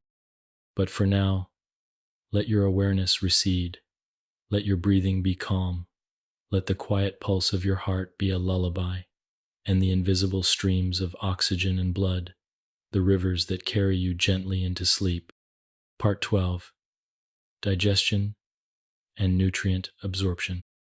As we follow the body's quiet rhythms, we now arrive at another essential process, one that begins with a simple meal and ends with microscopic nourishment delivered to every cell. This is the work of the digestive system, a long, winding passage through which food is broken down, transformed, and absorbed. Its purpose is steady and sustaining, to convert what we eat into the energy and materials needed for life. Digestion is not abrupt. It is not forced. It is, instead, a gradual, unfolding and invisible sequence of actions carried out by organs, enzymes, muscles, and cells, all working in patient harmony. Let us begin where digestion begins, the mouth. Here, the process is both mechanical and chemical. The teeth break food into smaller pieces, increasing the surface area. The tongue, with its soft muscle and sensory nerves, moves food into place. And saliva, secreted from nearby glands, begins the chemical work. This watery fluid contains amylase, an enzyme that begins the breakdown of carbohydrates. As chewing continues, food is transformed into a moist, cohesive ball called a bolus. When swallowed, the bolus moves to the pharynx, and then to the esophagus, a muscular tube that connects the throat to the stomach. Through a wave-like motion known as peristalsis, the muscles of the esophagus gently push the bolus downward. At the end of the esophagus is a circular muscle, the lower esophageal sphincter, which relaxes to allow food into the stomach, then closes to prevent it from coming back up. This gatekeeping action happens without thought, ensuring smooth passage with no disruption. The stomach itself is a hollow, muscular organ where food is stored and further digested.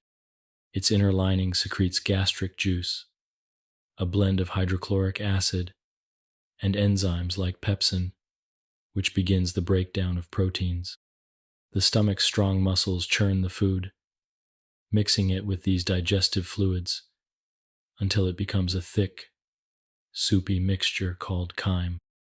Despite its acidity, the stomach is protected by a layer of mucus that coats its inner walls.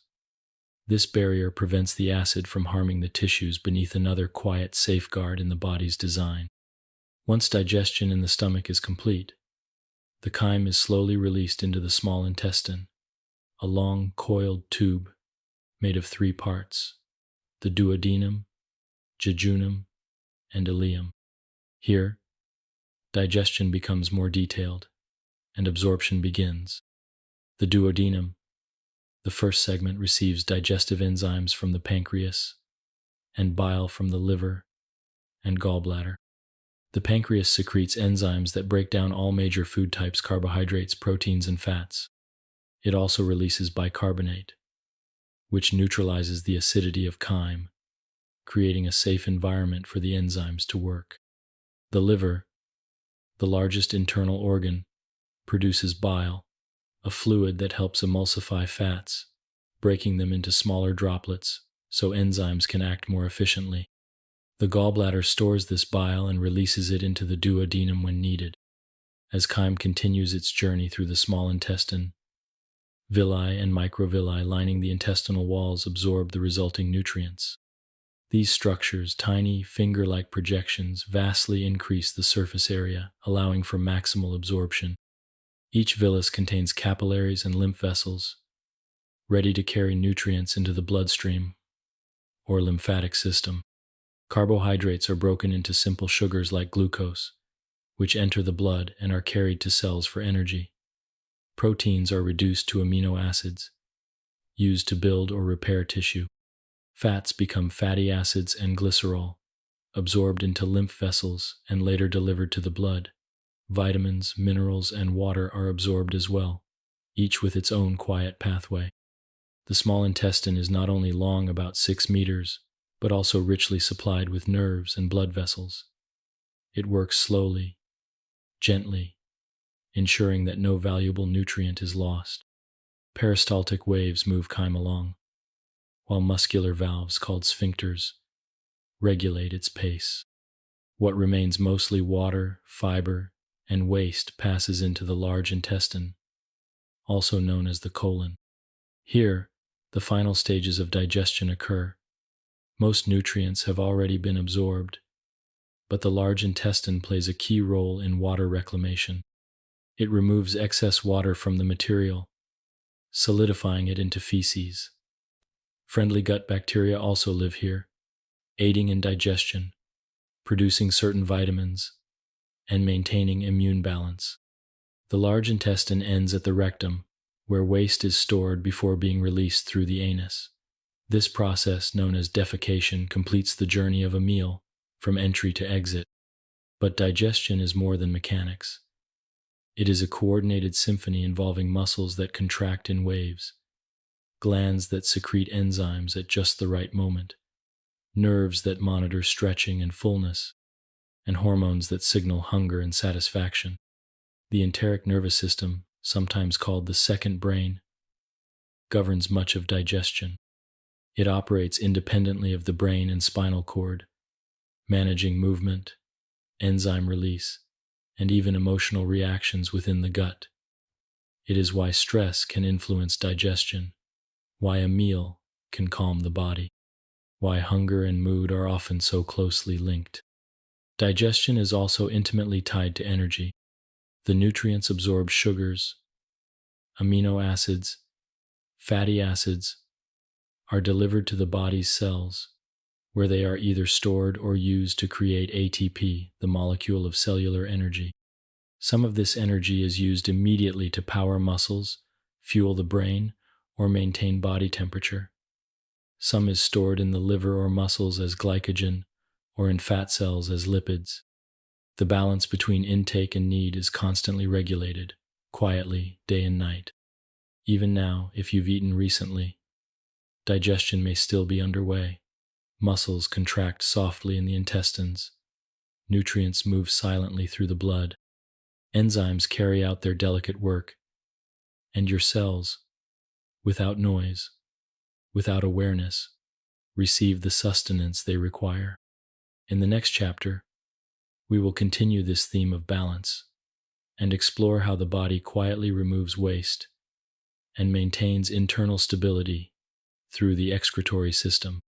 But for now, rest in the knowledge that within you is a soft, spiraling river of nourishment, a path walked by every meal, flowing with quiet purpose, supporting every breath and heartbeat.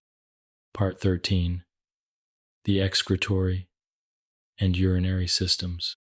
As our peaceful journey through the systems of the human body continues, we now turn to the quiet custodians of internal cleanliness, the excretory and urinary systems. These systems do not draw attention to themselves.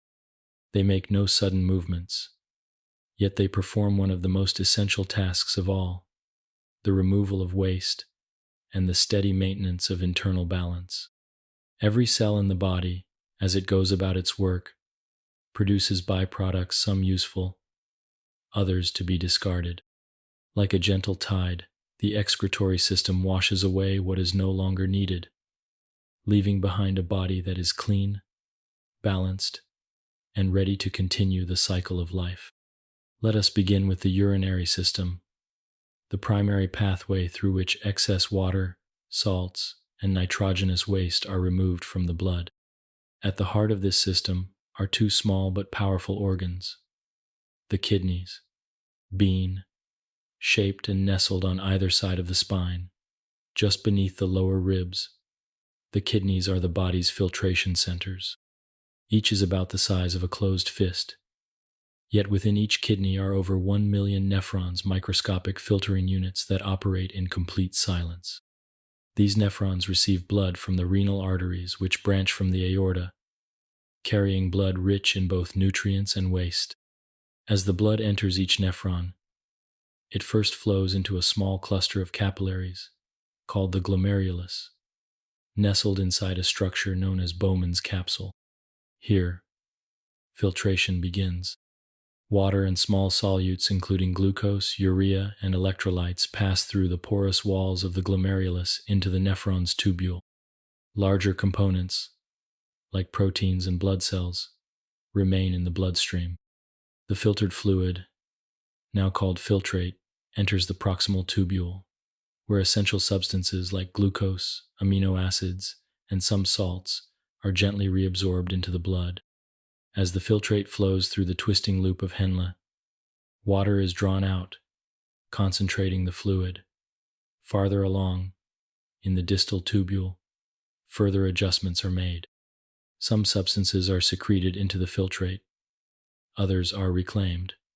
Hormones like aldosterone and antidiuretic hormone, ADH, subtly guide this process, responding to the body's needs. By the time the filtrate reaches the collecting duct, it has become urine, a pale sterile liquid made mostly of water, along with urea, salts, and traces of other waste products. This urine drains into the renal pelvis, then into the ureter, a slender tube that carries it down to the bladder. The bladder, a hollow muscular organ, expands slowly as it fills. Its lining is soft and elastic, capable of holding around 400 to 600 milliliters of fluid. When full, stretch receptors in the bladder wall send a signal to the brain, a quiet suggestion, not an alarm. And when the time is right, the urethral sphincter relaxes, allowing urine to flow through the urethra and leave the body. This process, known as micturition, or simply urination, is part of a broader act of regulation known as homeostasis. The kidneys not only remove waste, they also help regulate blood pressure. By adjusting fluid volume, they control the balance of electrolytes, such as sodium, potassium, and calcium. They maintain the body's acid-base balance, ensuring that the blood remains within a narrow, healthy pH range. They even produce hormones such as erythropoietin, which stimulates red blood cell production, and renin, which helps regulate blood pressure. All of this happens without urgency, without noise. With every heartbeat, a portion of your blood is filtered by the kidneys. Day and night, awake or asleep, the cycle continues. But the urinary system is not the only pathway for excretion.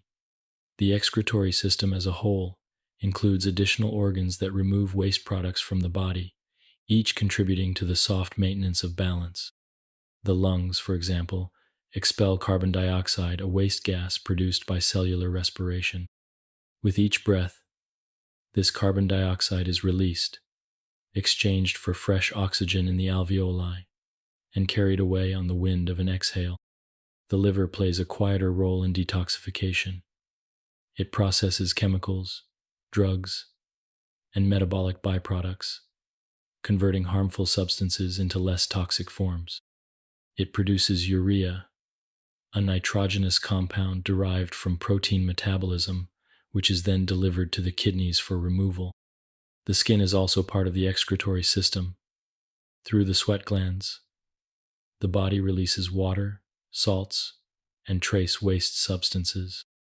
This not only aids in excretion, but also helps regulate body temperature, a gentle cooling effect in response to warmth or exertion. Even the intestines contribute. While the large intestine's primary role is water absorption, it also compacts and eliminates solid waste, the indigestible remains of food, through the process of defecation. Bacteria in the colon break down some substances, producing gases and compounds that may later be excreted by other means. Together, these organs form a soft constellation of cleansing, a system not of punishment but of preservation, a daily rhythm of renewal that ensures the internal environment remains suited for life. When functioning well, these systems require no awareness. There is no need to think about filtering blood, or balancing salts, or cooling the skin. The body performs these tasks automatically, guided by feedback mechanisms, sensors, hormones, and neural pathways that respond in real time to the slightest changes.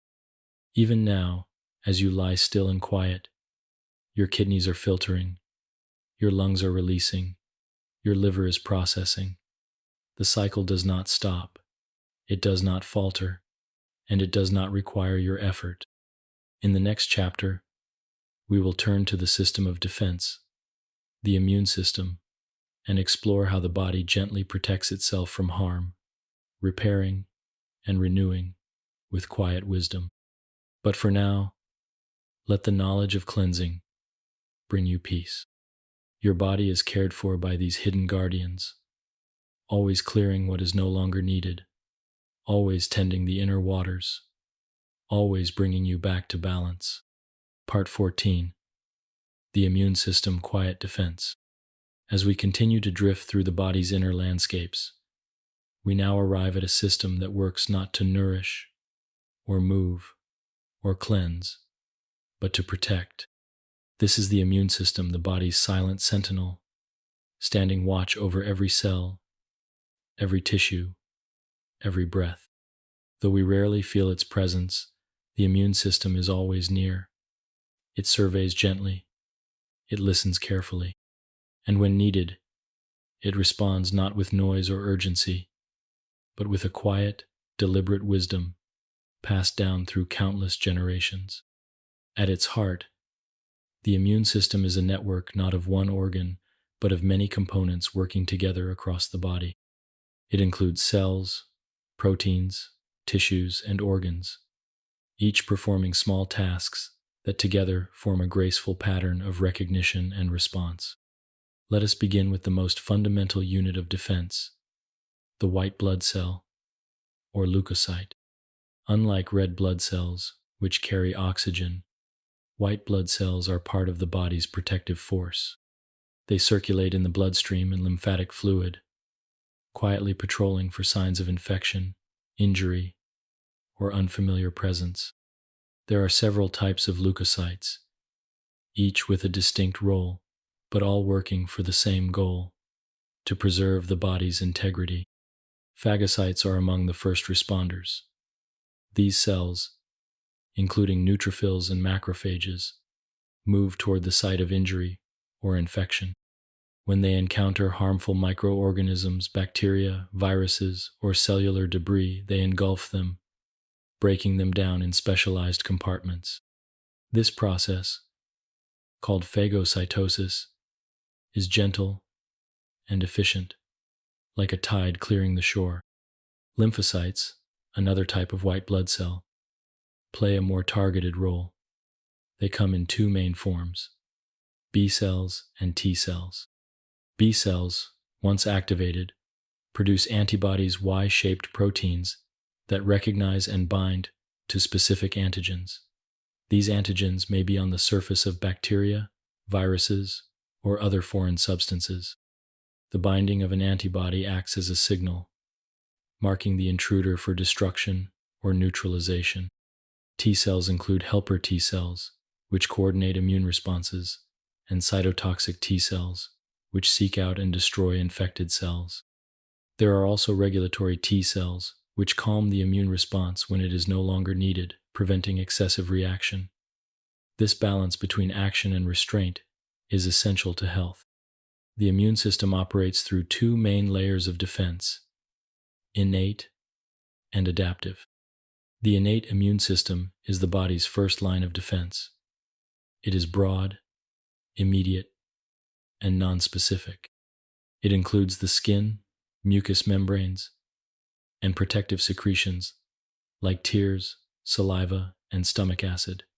These barriers block or neutralize invaders before they enter deeper tissues. If these barriers are breached, innate immune cells respond quickly. They recognize common patterns on pathogens and release chemical signals called cytokines, which summon more immune cells and begin a process called inflammation, swelling, redness, and heat that bring healing factors to the area. The adaptive immune system, by contrast, is slower to respond, but far more specific. It learns from exposure. When the body encounters a new pathogen, adaptive cells study it, remember it, and prepare a tailored response. If the same pathogen appears again, the response is faster, stronger, and more precise. This memory is what allows vaccines to work. A harmless form of a pathogen is introduced, and the immune system quietly learns to recognize it. The body does not forget. It holds the pattern in reserve, ready for future protection. The lymphatic system is the immune system's pathway, a network of lymph vessels and lymph nodes. It transports lymph, a clear fluid rich in white blood cells, throughout the body. As lymph passes through nodes, it is filtered, monitored, and cleansed. These lymph nodes, small bean-shaped structures scattered in the neck, armpits, groin, and abdomen, are centers of immune activity.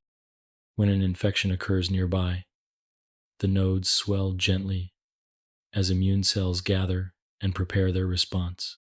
Other organs support this quiet defense. The thymus, located just behind the sternum, is where T cells mature and learn to distinguish self from non-self, a crucial skill in avoiding autoimmunity. The bone marrow, soft tissue within bones, produces white blood cells and gives rise to both B and T cells.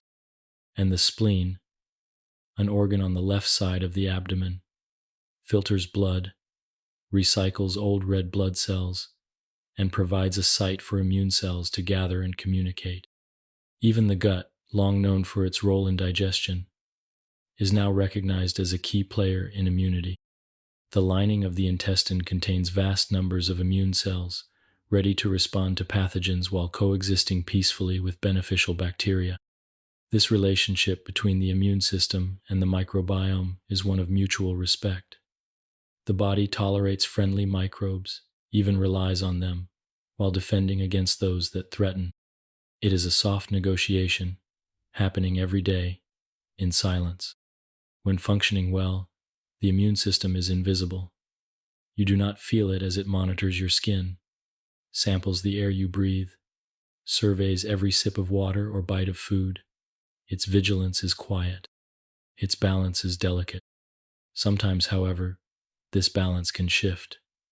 The immune system may underreact, leaving the body vulnerable, or it may overreact, mistaking harmless substances like pollen or certain foods for threats. These reactions, called allergies, are not errors, but misreadings, the body doing its best to protect. In other cases, the immune system may turn against the self, attacking the body's own tissues. These autoimmune disorders are complex, and though their mechanisms are not fully understood, they remind us of the system's intricacy and the importance of its moderation. Still, in most people, most of the time, the immune system works quietly and well. It recognizes, it remembers, it responds, and then it rests. Even now, as you lie still, your immune system is active.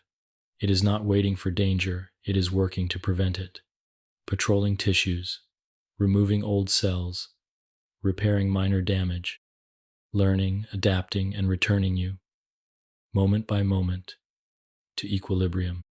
In the next chapter, we will explore the structures that support movement and form the muscular and skeletal systems, the gentle framework upon which the body is built. But for now, let this image linger.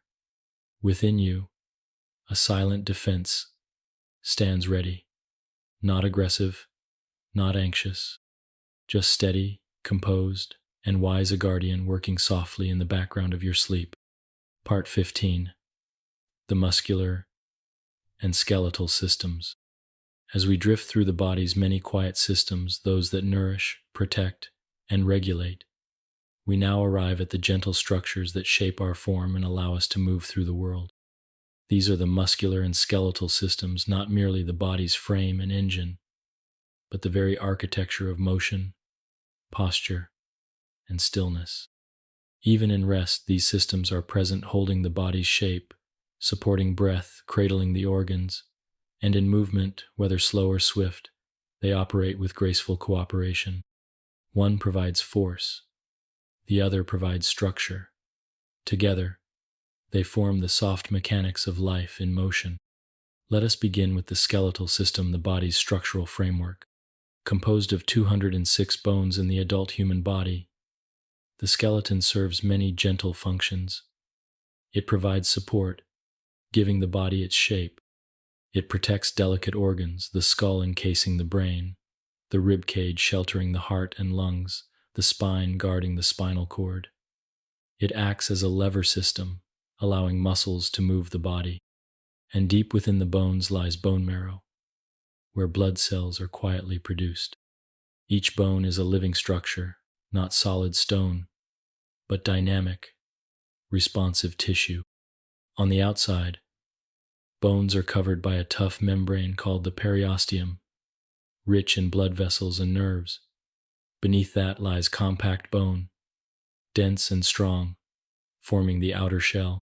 Inside is spongy bone, lighter and porous, containing red marrow, where new blood cells are born, and yellow marrow, where fat is stored. Bones are not isolated. They are connected at joints, places where two or more bones meet. Joints come in various forms. Fixed joints, like those in the skull, allow no movement. Cartilaginous joints, like those between vertebrae, permit limited motion. And synovial joints, such as the shoulder, knee, or wrist, allow free movement. Within synovial joints, soft tissues protect and cushion. Cartilage lines the surfaces, reducing friction. Synovial fluid, secreted by the joint capsule, lubricates the area. Ligaments, strong bands of connective tissue, hold the bones together, ensuring stability while allowing flexibility. Now let us turn to the muscular system, the body's engine of movement. There are over 600 muscles in the human body, working in groups to produce motion, maintain posture, and generate heat. Muscles are made of muscle fibers, long, slender cells that have the unique ability to contract, to shorten, and pull. There are three main types of muscle tissue: skeletal, cardiac, and smooth. Skeletal muscle is the most familiar, the kind that moves the limbs, the face, the trunk. It is attached to bones by strong cords called tendons, and its contractions are voluntary, meaning they occur under conscious control. Under a microscope, skeletal muscle appears striated, patterned with alternating bands of light and dark due to the precise alignment of myofibrils, the internal threads that contract when activated. These contractions are triggered by signals from the nervous system, passed along motor neurons that connect the brain to the muscles. Each time you reach, step, or lift, a signal travels from your brain, through your spinal cord, along a motor neuron, and into a muscle fiber, where it causes calcium to flood in, proteins to slide past one another, and the fiber to shorten. These countless small contractions, coordinated across many fibers, produce visible motion. Yet even in stillness, Skeletal muscles are active. They maintain posture, hold the head upright, stabilize joints, and assist with breathing. They produce gentle muscle tone, a baseline level of tension that keeps the body poised, balanced, and prepared. Cardiac muscle, by contrast, is found only in the heart. It is also striated, but its contractions are involuntary, not governed by thought, but by its own internal pacemaker. Specialized cells within the heart generate rhythmic impulses that cause the heart to beat in a coordinated cycle, pumping blood steadily throughout life. Cardiac muscle fibers are branched, connected by intercalated discs that allow for rapid communication between cells. This ensures that the entire heart contracts as a unit, not piecemeal, but in a single, smooth wave.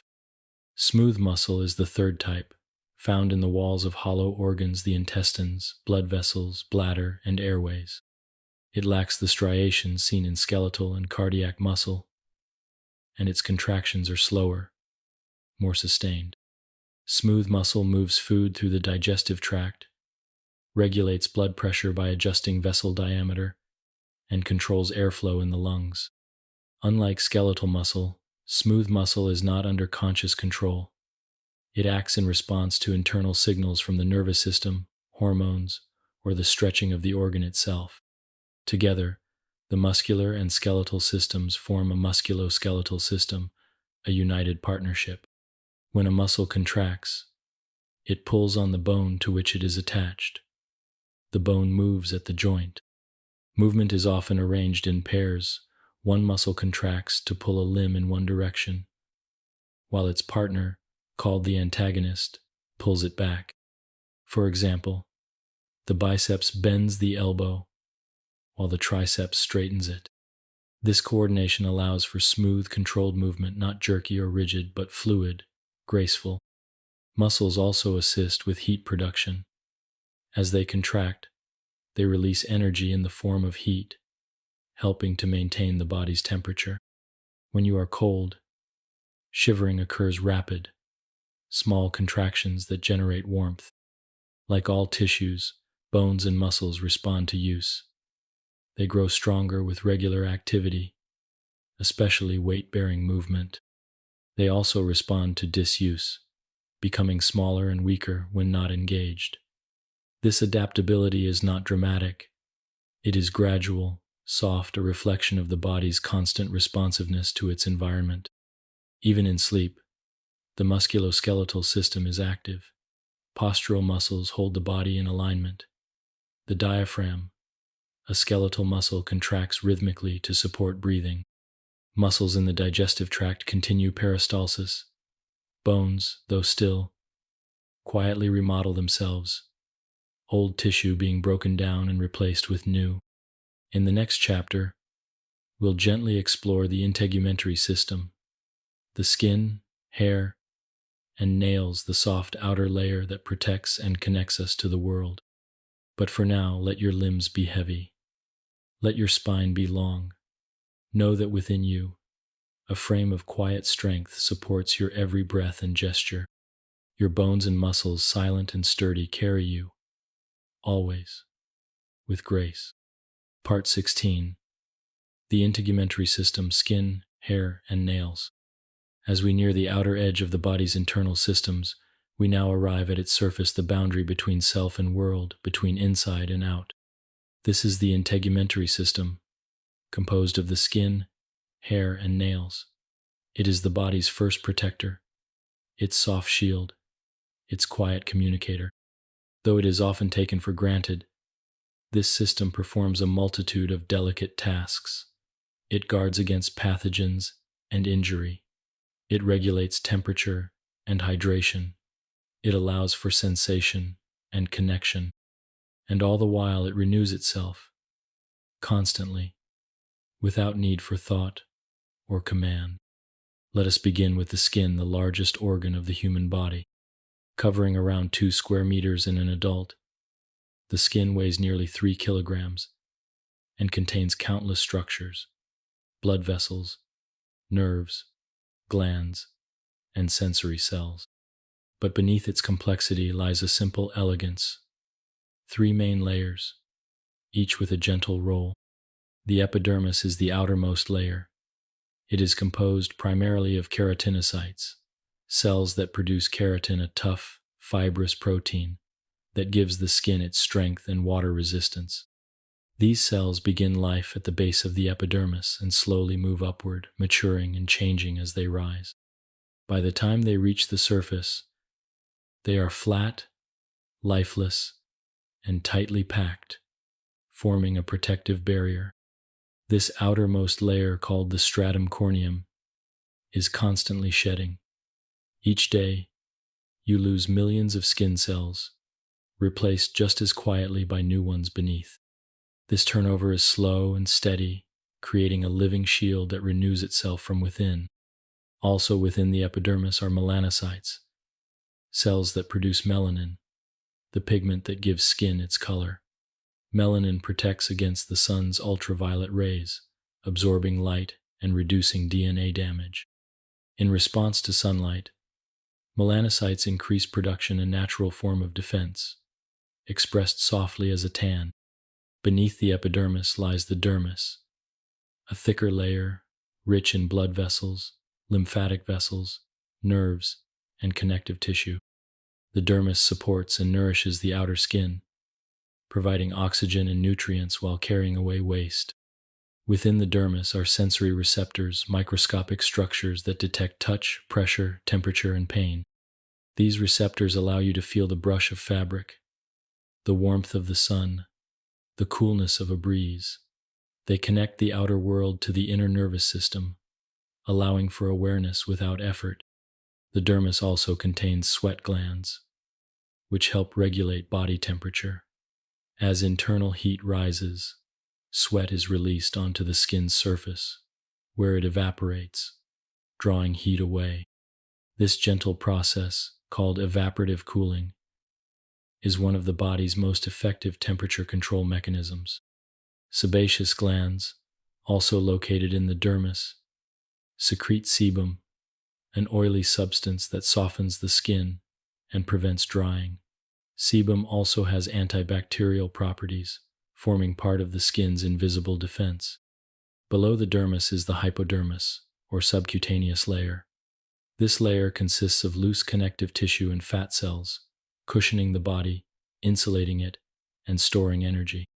It also anchors the skin to the muscles and bones beneath, allowing it to move with flexibility and ease. Together, these layers create a system that is resilient, adaptive, and self-healing. A cut to the skin triggers a cascade of gentle responses: blood clotting, immune cell recruitment, cell division, and tissue remodeling. Within days or weeks, the wound closes, replaced by new cells, fresh and whole.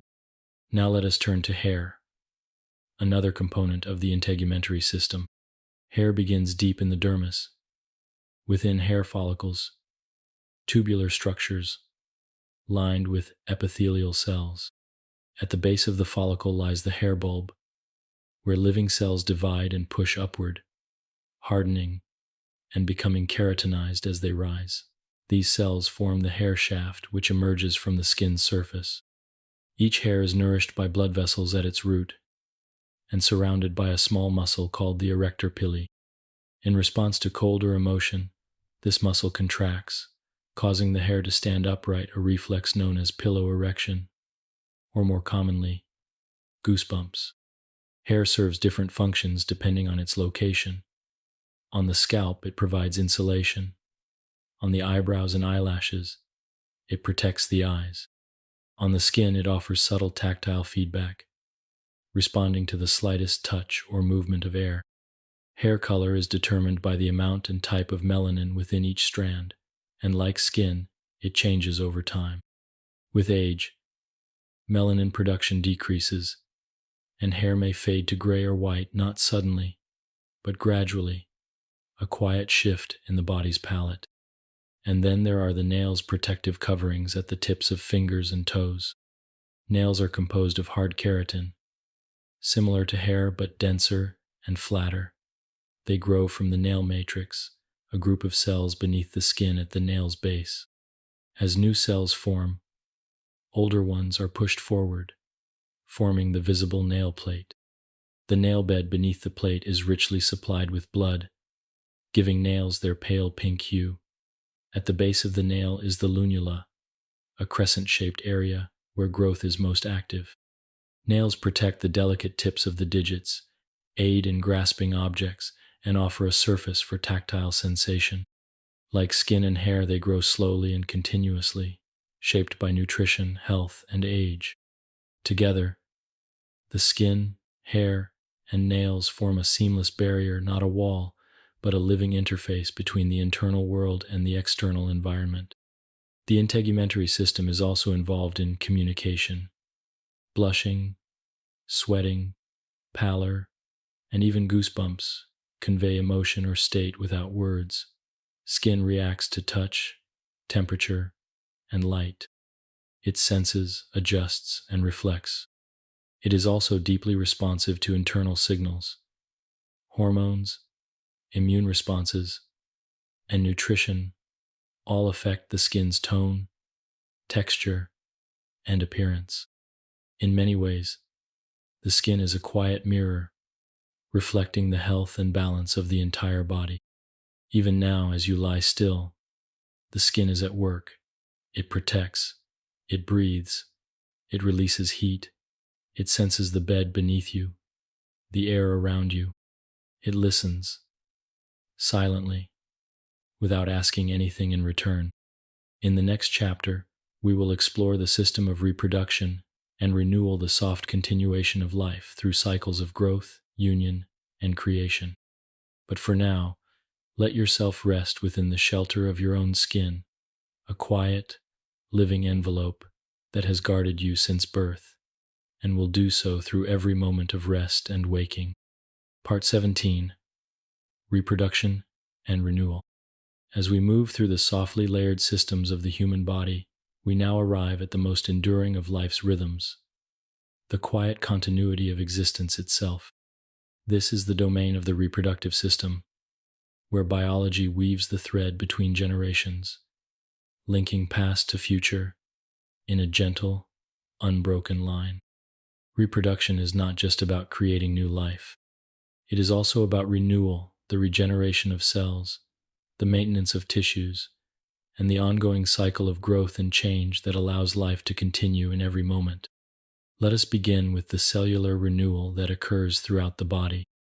Every day, your body replaces billions of cells. The lining of your intestines is renewed every few days. Skin cells slough off and are quietly replaced.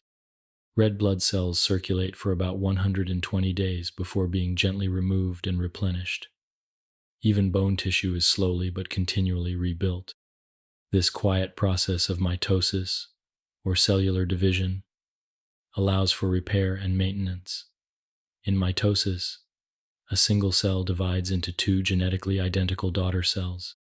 These cells then go on to take the place of older or damaged ones, keeping tissues whole and functional. But when we speak of reproduction in the broader sense, we refer to a different kind of cellular division, meiosis, and to the creation of specialized cells called gametes. Gametes are the reproductive cells, sperm in males and eggs, or ova in females. Unlike ordinary body cells, which carry a full set of genetic material, gametes carry only half one copy of each chromosome. This ensures that when sperm and egg unite, the resulting cell, the zygote, has a complete and balanced set of genetic instructions. In males, gametes are produced in the testes, two oval-shaped organs located in the scrotum, outside the body cavity. This cooler environment is ideal for sperm development. Within the testes are seminiferous tubules, where immature sperm are produced through the careful process of meiosis. Over several weeks, these cells mature, gaining motility and form. From the testes, sperm travel through a series of ducts, the epididymis, vas deferens, and urethra, eventually exiting the body during ejaculation. Along the way, they mix with fluids from the seminal vesicles, prostate gland, and bulbourethral glands. These secretions provide nutrients, pH balance, and mobility-forming semen, the fluid that carries sperm.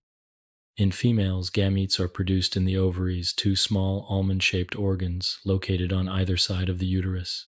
At birth, the ovaries contain thousands of immature eggs, each resting in a tiny sac called a follicle. With the onset of puberty, the ovaries begin releasing one egg at a time, approximately every 28 days, a cycle known as the menstrual cycle. This process is governed by hormones follicle-stimulating hormone, FSH, and luteinizing hormone, LH, from the pituitary gland, and estrogen and progesterone from the ovaries. These hormones guide the maturation of the egg, the thickening of the uterine lining, and the preparation for possible fertilization. When released from the ovary, the egg enters the fallopian tube, where it may encounter sperm. If fertilization occurs, the resulting zygote begins dividing and traveling toward the uterus, where it will implant in the lining and begin the process of embryonic development. If fertilization does not occur, the uterine lining is shed in a quiet flow menstruation, and the cycle begins again. The uterus itself is a muscular organ designed to support the developing embryo.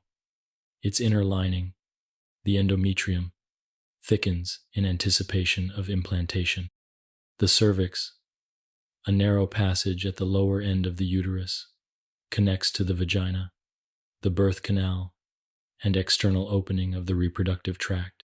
Pregnancy, when it occurs, is a slow unfolding, a period of nearly 40 weeks during which the fertilized egg grows, divides, and differentiates into tissues, organs, and systems. The placenta forms, connecting the developing fetus to the mother's circulation, allowing for the exchange of oxygen, nutrients, and waste. Throughout pregnancy, the body adapts gently. Hormones shift, organs adjust, blood volume increases, the uterus expands, and when the time comes, the muscles of the uterus contract in rhythmic waves, guiding the baby through the birth canal in the process of labor and delivery. After birth, the body continues its work of support. The mammary glands, located in the breasts, produce milk, rich in nutrients and antibodies. This milk nourishes and protects the newborn, offering not just sustenance, but a biological bridge between mother and child. The reproductive system is also linked to identity, growth, and change. During puberty, a cascade of hormonal signals triggers the development of secondary sexual characteristics, broader shoulders, body hair, voice changes, breast development, and changes in fat distribution. These changes are gradual, marking the body's readiness to participate in reproduction. Later in life, changes continue. In females, menopause marks the end of the menstrual cycle, as ovarian function gently declines. In males, testosterone levels may decrease over time, altering muscle mass and reproductive activity. These transitions are part of the body's ongoing rhythm, not endings, but transformations. Beyond reproduction itself, the idea of renewal is central to the human body. Cells are born, live, and die in a constant cycle. Skin is replaced, blood is refreshed, bones are reshaped, and deep within, stem cells lie dormant, ready to awaken and restore tissues as needed.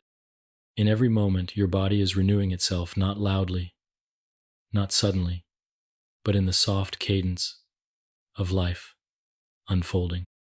Even now, as you rest, new cells are forming, old ones are departing, and tissues are quietly maintained. In the next chapter, we will explore how all these systems, circulatory, respiratory, digestive, and more, work together to maintain internal balance. This principle, known as homeostasis, is the gentle orchestra of the body's stability. But for now, let your thoughts soften around this truth, that you are not static, but always changing, that renewal is constant, That life continues in you, through you, and beyond, in the quiet, enduring flow of biology's deepest rhythm. Part 18: Integration and Homeostasis. Now, having journeyed through each of the body's major systems, from the heart's rhythm to the skin's gentle protection, from the lungs' silent breath to the renewal of life, through reproduction, we arrive at a deeper understanding. The body, though composed of many parts, functions as one. Each system we have explored does not work alone, but in quiet partnership with the rest. This principle of integration, where different systems work together to sustain life, is what makes the body not just a collection of organs, but a complete living being. And at the center of this integration lies a soft, steady force called homeostasis. Homeostasis is the body's way of maintaining internal balance. It is not about stillness, but about dynamic stability, small, continuous adjustments that keep conditions within a healthy range. Just as a thermostat maintains a room's temperature, the body uses feedback loops to regulate its internal environment. Let us begin with temperature regulation, a classic example of homeostasis. The ideal body temperature for humans is around 37 degrees Celsius, or 98.6 degrees Fahrenheit. When the temperature rises above this point during exercise, or on a warm day, the body responds by sweating. Sweat glands release moisture onto the skin, and as it evaporates, it carries heat away. Blood vessels near the skin surface also dilate, increasing blood flow and releasing heat. When the body becomes too cold, a different response unfolds. Shivering begins rapid muscle contractions that generate heat. Blood vessels constrict, conserving warmth by drawing blood toward the body's core. These opposing actions are quiet and automatic, maintaining a gentle equilibrium. Another vital aspect of homeostasis is blood sugar regulation. After a meal, glucose levels in the blood rise. In response, the pancreas releases insulin, a hormone that helps cells absorb glucose for energy or storage. As glucose levels fall, insulin secretion decreases. If levels become too low, the pancreas releases another hormone, glucagon, which signals the liver to release stored glucose. This balancing act keeps blood sugar within a narrow, healthy range, ensuring that the brain and muscles have the energy they need without becoming overwhelmed. Water balance is also delicately maintained. The body is composed mostly of water, and even small changes in hydration affect its function. When water levels drop through sweating, breathing, or urination, sensors in the brain detect the change. The pituitary gland releases antidiuretic hormone, ADH, which signals the kidneys to reabsorb more water, reducing urine output. When fluid levels are sufficient again, ADH decreases and normal balance is restored. All the while, the sensation of thirst encourages fluid intake, completing the cycle of regulation. The respiratory system contributes as well. When carbon dioxide levels in the blood increase, as they do with exertion or shallow breathing, chemoreceptors in the brain and arteries send signals to the respiratory center. Breathing becomes deeper and more frequent, expelling excess carbon dioxide and bringing in fresh oxygen. This regulation of gases is essential. High carbon dioxide makes the blood more acidic, while low levels may disrupt oxygen delivery. Through breath, the body gently controls its pH, keeping it near 7.4, a level that supports all enzyme activity and cellular processes. The circulatory system plays a quiet role in many of these balances, acting as the body's delivery and removal system. It transports oxygen, nutrients, and hormones. It carries away carbon dioxide, waste, and excess heat. The kidneys, meanwhile, filter the blood, adjusting fluid and electrolyte levels in response to the body's needs. But what allows all these systems to act together seamlessly and continuously? The answer lies in communication. The nervous system provides fast, targeted signaling electrical impulses that travel instantly along neurons, coordinating muscle contraction, hormone release, and reflex responses. The endocrine system, with its circulating hormones, provides longer-lasting, slower communication. It adjusts metabolism, guides development, and influences everything from sleep to stress to reproduction. Together, these systems create a web of feedback loops, self-regulating processes that adjust outputs based on incoming information. Most feedback loops in the body are negative feedback loops, meaning they act to reverse a change and bring the system back to its set point. If temperature rises, cooling mechanisms activate. If blood sugar falls, raising mechanisms engage. These loops maintain balance by opposing deviation. There are also positive feedback loops, though rarer. These loops reinforce a change rather than counteracting it. For example, during childbirth, the hormone oxytocin increases uterine contractions. As contractions intensify, more oxytocin is released, pushing the process forward until delivery is complete. In each case, whether negative or positive, the loop serves a purpose. It is part of the body's gentle wisdom, not a rigid control, but a flexible, responsive adjustment to an ever-changing world. Homeostasis is not perfect stability. It is not a frozen state. It is adaptive balance. It allows you to run without overheating, to fast and still fuel your brain, to lose water and still maintain pressure, to sleep through the night without waking to regulate your breath. And even now, as you rest, these mechanisms are at work. Your breathing is paced to meet your oxygen needs. Your temperature is being maintained by blood flow and sweat glands. Your kidneys are adjusting water reabsorption.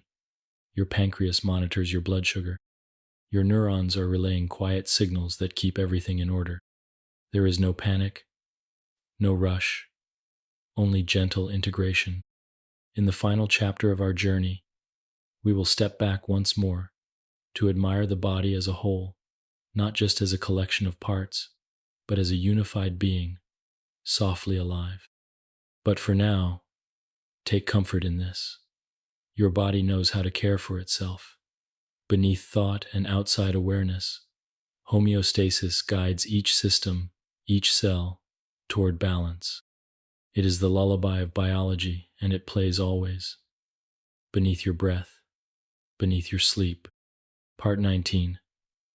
The Body as One, a closing reflection. And now, we come to the end of our quiet journey, a path that has taken us through cells and tissues, organs and systems, through breath and blood, through thought and renewal.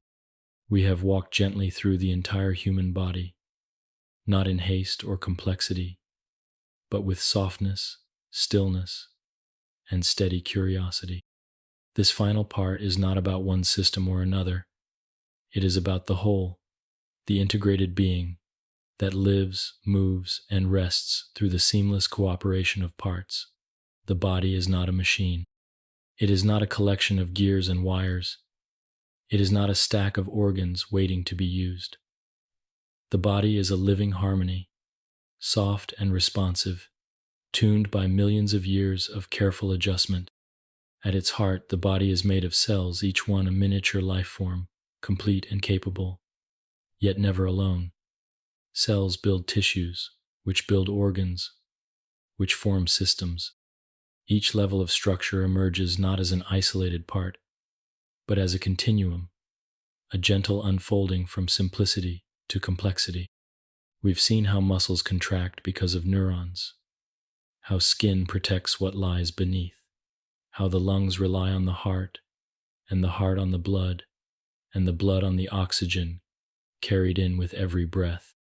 We've seen how food becomes fuel, how bones support motion, how the kidneys clean, and how the immune system watches always, without rest. But beyond the physical, the body also holds memory, sensation, and feeling. In the brain, Neurons form patterns connections shaped by experience, learning, and emotion. These patterns guide not only your movement, but your thoughts, your preferences, your dreams. They help you remember a name, find a familiar scent, or recognize the calm of a quiet moment. The mind is not separate from the body. It is of the body. And within the nervous and endocrine systems lie the roots of emotion, the chemical ripples that shape mood, alertness, and rest. Cortisol rises in stress. Melatonin increases in darkness. Endorphins bloom in laughter or relief. These are not abstract feelings. They are biological flows, moving gently within you. Even sleep, which now holds you, is not an absence of life, but a phase of deep integration. During sleep, the body repairs tissue, consolidates memory, balances hormones, and replenishes energy. Muscles relax, the brain waves shift, the heart rate slows, and still the lungs breathe, the kidneys filter, the blood flows. You are never truly still. Even in slumber, the quiet rhythms continue. The body is also a record, a living history of where you've been and how you've grown. In the lines of the skin, the calluses on the hands, the strength of the legs, the posture of the spine, these tell the story of experience. The immune system remembers every virus it has met. The bones carry the trace of every step. The brain holds echoes of every voice and every kindness. And yet, the body is not fixed. It is in flux, always healing, replacing, reshaping. Every cell has a lifespan. Every structure adapts. Every tissue responds to use or rest, to nourishment or strain. You are not the same as you were a year ago, not in thought, not in tissue. And still you remain you, a continuity not of material but of form and function, of memory and pattern, of breath and being. When viewed this way, the human body is not merely a vessel. It is a gentle miracle, one that breathes, thinks, feels, and renews itself with every passing moment. Even now, as you lie quietly, every system we've explored is at work. The respiratory system brings in air. The circulatory system distributes it. The digestive system transforms food into energy. The nervous system monitors and adjusts. The immune system watches and protects. And within all of this, homeostasis, the constant caretaker, keeps every measure in balance. Your body does not wait for you to act. It acts on your behalf. It does not ask for awareness. It simply tends to itself, day after day, year after year, and it does so with an elegance that needs no praise and no command. It is your quietest ally, your softest teacher. The study of the body is not only a study of systems and organs, but a study of interdependence, of how each part relies on the others. Nothing works alone. Nothing is meaningless. Even the smallest cell, unseen and unnamed, is part of the great cooperation that keeps you whole. So let us end, not with complexity, but with simplicity. You are made of parts, but you are not just parts. You are shaped by processes, but you are not just processes. You are a living system, complete, quiet, and capable. And all that you are, all that you feel, all that you do begins with the soft, steady rhythm of life itself. As you rest now, let this awareness soothe you. Let it quiet your thoughts. Let it cradle your breath. Let it guide you, gently, into deeper sleep. Part 20. The microbiome life, within life. As we bring our soft exploration of the human body to a close, there is one final realm we have yet to visit, a world that is neither fully part of us, nor entirely separate. A world of quiet companions, always present, always active. This is the world of the microbiome, the vast community of microscopic life that lives within and upon us. Though invisible, the microbiome is as much a part of your biology as your heart or lungs. It includes bacteria, viruses, fungi, and archaea organisms, so small they cannot be seen with the naked eye, yet so numerous they outnumber your own cells. These organisms live in your gut, on your skin, in your mouth, in the nose, and even in places once thought sterile. They do not simply reside in the body, they interact with it, shaping digestion, immunity, mood, and even development. Let us begin with the gut microbiome, the most densely populated and best studied. Within your intestines, particularly in the colon, trillions of microbes reside. Each person's gut microbiome is unique, shaped by genetics, birth, diet, environment, and age. These microbes feed on fiber and undigested carbohydrates, producing beneficial compounds such as short-chain fatty acids, which nourish the cells of the colon and reduce inflammation. Some bacteria in the gut help produce vitamins, like vitamin K and certain B vitamins. Others assist in breaking down complex plant materials or modulating the immune system. They act as gatekeepers, influencing which substances pass through the intestinal lining and into the bloodstream. The gut microbiome also helps educate the immune system. From birth, the presence of microbes trains immune cells to distinguish friend from foe. A diverse microbiome helps reduce the risk of allergies and autoimmune reactions by promoting tolerance to harmless substances. Interestingly, the microbiome also communicates with the nervous system through what is known as the gut-brain axis. This pathway involves nerves, hormones, and microbial byproducts that influence mood, stress response, and even cognition. Certain bacteria produce neurotransmitters like serotonin and GABA, contributing to emotional balance and relaxation. When the microbiome is in balance, a state known as eubiosis, the body benefits in many ways. But when the microbiome becomes imbalanced, a state called dysbiosis problems may arise.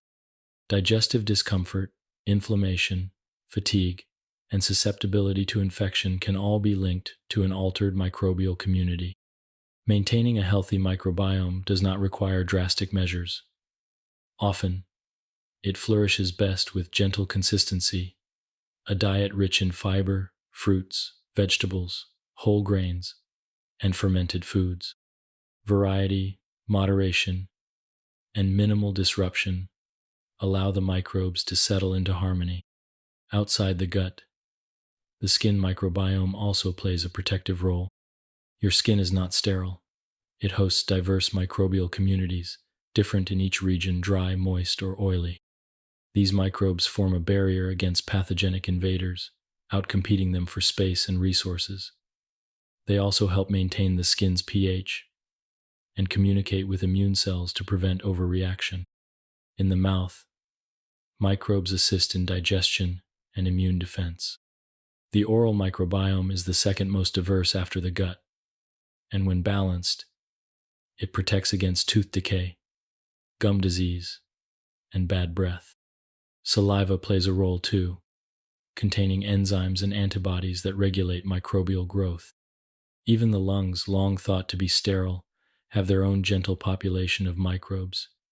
These communities are smaller and more fragile, but they too contribute to immune readiness and homeostasis. The microbiome begins at birth. Babies born through vaginal delivery acquire microbes from the mother's birth canal, while those born by cesarean receive microbes from the skin. Breast milk further shapes the infant's microbiome, supplying both beneficial bacteria and prebiotic special sugars that feed good microbes. As we age, our microbiome changes. It becomes more diverse through childhood and adolescence, stabilizes in adulthood, and may shift again in later life. Antibiotics, illness, stress, and dietary changes can all affect it. Yet the microbiome remains resilient, capable of returning to balance if given time and support. It is also deeply personal. No two microbiomes are exactly alike. Even identical twins differ. Your microbial signature is like a fingerprint, a unique constellation of invisible life, coexisting peacefully within you, shaped by your history, environment, and choices. Though they are not human cells, these microbes are not intruders. They are companions, symbiotic allies, whose presence enhances, rather than threatens, your health.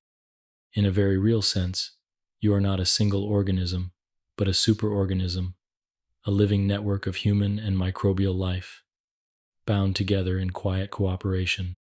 This view softens the boundaries of what we call the self. You are made not only of your own cells, but also of the cells of others' microbes that do not think or dream, but that shape how you digest, defend, and feel.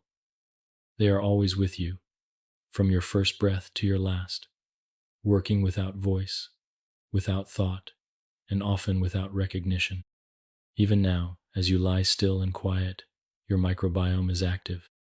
Microbes in your gut break down fibers from your last meal. Bacteria on your skin maintain the barrier. Cells in your mouth are balanced by their microbial neighbors. You may never sense it, no motion, no sound, yet it is there. Life within life, always gently at work. In this final reflection, let us hold this knowledge gently, that you are not alone, even within, that your body is not a fortress, but a garden alive, shared, and sustained, that you are not separate from nature, but part of it, even at the smallest scale. So rest now, knowing that your body is not merely being kept alive, but is in quiet conversation with cells, with systems, and with the soft murmur of life that lives alongside you and within you.